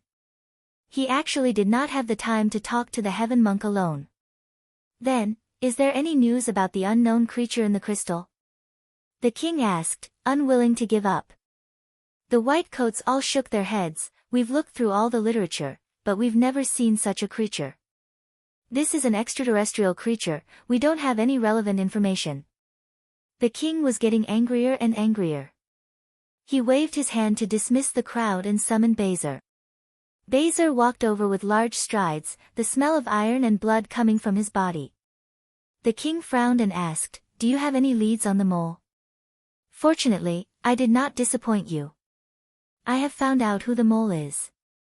After torture and interrogation, he finally confessed. They are indeed not from the Rothschild family, but as for who is supporting them, his rank is too low to know. Huaxia has an old saying that one will not cry until they see the coffin. He did not tell the complete truth, the king said seriously. Your Majesty is wise, but this person is already dead. He knew that there was no hope for him to live, so he hurriedly explained some things and committed suicide, Bezer said regretfully. Damn, he actually committed suicide. The king was very angry. His royal guards were infiltrated by the enemy. Thinking about it made his back shiver. If he was suddenly shot, he would die without a doubt. Then, is there any news about the escaped enemy? The king asked. There is no news for now. Bezer saw that the king's face was not good, so he quickly added, but we have a clue. The microbombs implanted in the brain are very rare, and there is only one seller on the international weapons black market. I have sent people to investigate, and there will be news soon. The king's face finally turned slightly better, and he urged, find the mastermind behind the scenes as soon as possible. Tang Zheng, Mu Hongyan, Bruce and a driver drove to the destination. The streets on both sides of the road quickly passed by, and a weak wind blew. Suddenly, Tang Zheng's ears slightly trembled, and he shouted, hide! Pang! He kicked open the car door, carried Mu Hongyan, and jumped out of the speeding car. Boom! With a loud bang, the car exploded and turned into a ball of flames. Tang Zheng tightly held Mu Hongyan and asked, Sister Mu Hongyan, how are you? I'm fine. Mu Hongyan's heart tightened, and she was scared. If she did not have Tang Zheng with her today, she would not have been able to escape this disaster. Looking at the burning wreckage of the car, she could imagine what would have been waiting for her. On the other side, Bruce's face was bruised and swollen, and he struggled to get up from the ground. At the critical moment, he risked his life and finally jumped out of the car. He was ruthlessly thrown to the ground, and his old bones almost fell apart. But the driver was not so lucky, and he was buried in the explosion with the car. Tang Zheng was furious. This was a woman who wanted to kill him, and no matter who it was, he would not let them go. He raised his eyes and looked around, vigilant of the rockets or bullets that could fly at any time. However, after waiting for a long time, there was nothing, only the screams of passers-by, and the sound of sirens could be heard in the distance. Damn it, they are so smart, they ran away when they couldn't hit the target. Tang Zheng fiercely stamped his foot, and a large piece of the flagstone on the ground shattered. Bruce ran over in a panic, and said, "What should we do now? Find the mastermind behind this, and let them pay a painful price." Tang Zheng clenched his fists and said while gnashing his teeth. Bruce's heart trembled, he had never seen Tang Zheng so angry, and he knew that things were going to be bad. Even Nicholas had fallen into his hands. Who was the one who didn't have eyes and actually dared to provoke him? Who has the best intelligence in Europe? Tang Zheng was a foreign monk, and he was ready to find the local snake to find out. There are many countries in Europe, and each country has its own intelligence system, we also have. Before he finished, he was rudely interrupted by Tang Zheng, "But your intelligence system is obviously useless. This kind of violent attack has happened in your country time and time again, and you have no clue at all." Facing Tang Zheng's accusation, Bruce was speechless. Looking at his eyes that were about to spit fire, Bruce hesitated and said, "Actually, the Rothschild family is the most well-informed." Alex's family? Yes, they have existed in Europe for centuries. Moreover, they have spanned across the entire continent. This is something that a single country cannot compare to. Their intelligence system was established a few centuries ago. Now, it has become an indescribably huge net. Even the slightest movement of grass in the wind cannot escape their eyes. Bruce said somewhat bitterly. As a member of the royal family, he had to admit that an outsider's intelligence system was more perfect than their country's. This was a slap to his own face. Tang Zheng secretly nodded. Bruce was right. It seemed that he had to meet the Rothschild family. "Let's go to Alex's castle." Tang Zheng pulled Mu Hongyan and turned around to leave. Bruce was extremely anxious and quickly caught up. "Young Master Tang, young Master Alex has a grudge against you. If you go and beg him, he may not agree." Tang Zheng smiled coldly. "Who said I'm going to beg him?" Bruce was suddenly startled and exclaimed, "Ah, you want to use force. That depends on whether he cooperates or not," Tang Zheng said meaningfully. Bruce pulled a long face and lamented in his heart, "This is getting bigger and bigger. If the Rothschild family is really involved, then the royal family will be attacked from both sides." Just thinking about it makes him tremble with fear. Tang Zheng pulled Mu Hongyan and walked very quickly. Not long after, Bruce was left behind without a trace. The two arrived in front of the castle. The door was tightly shut.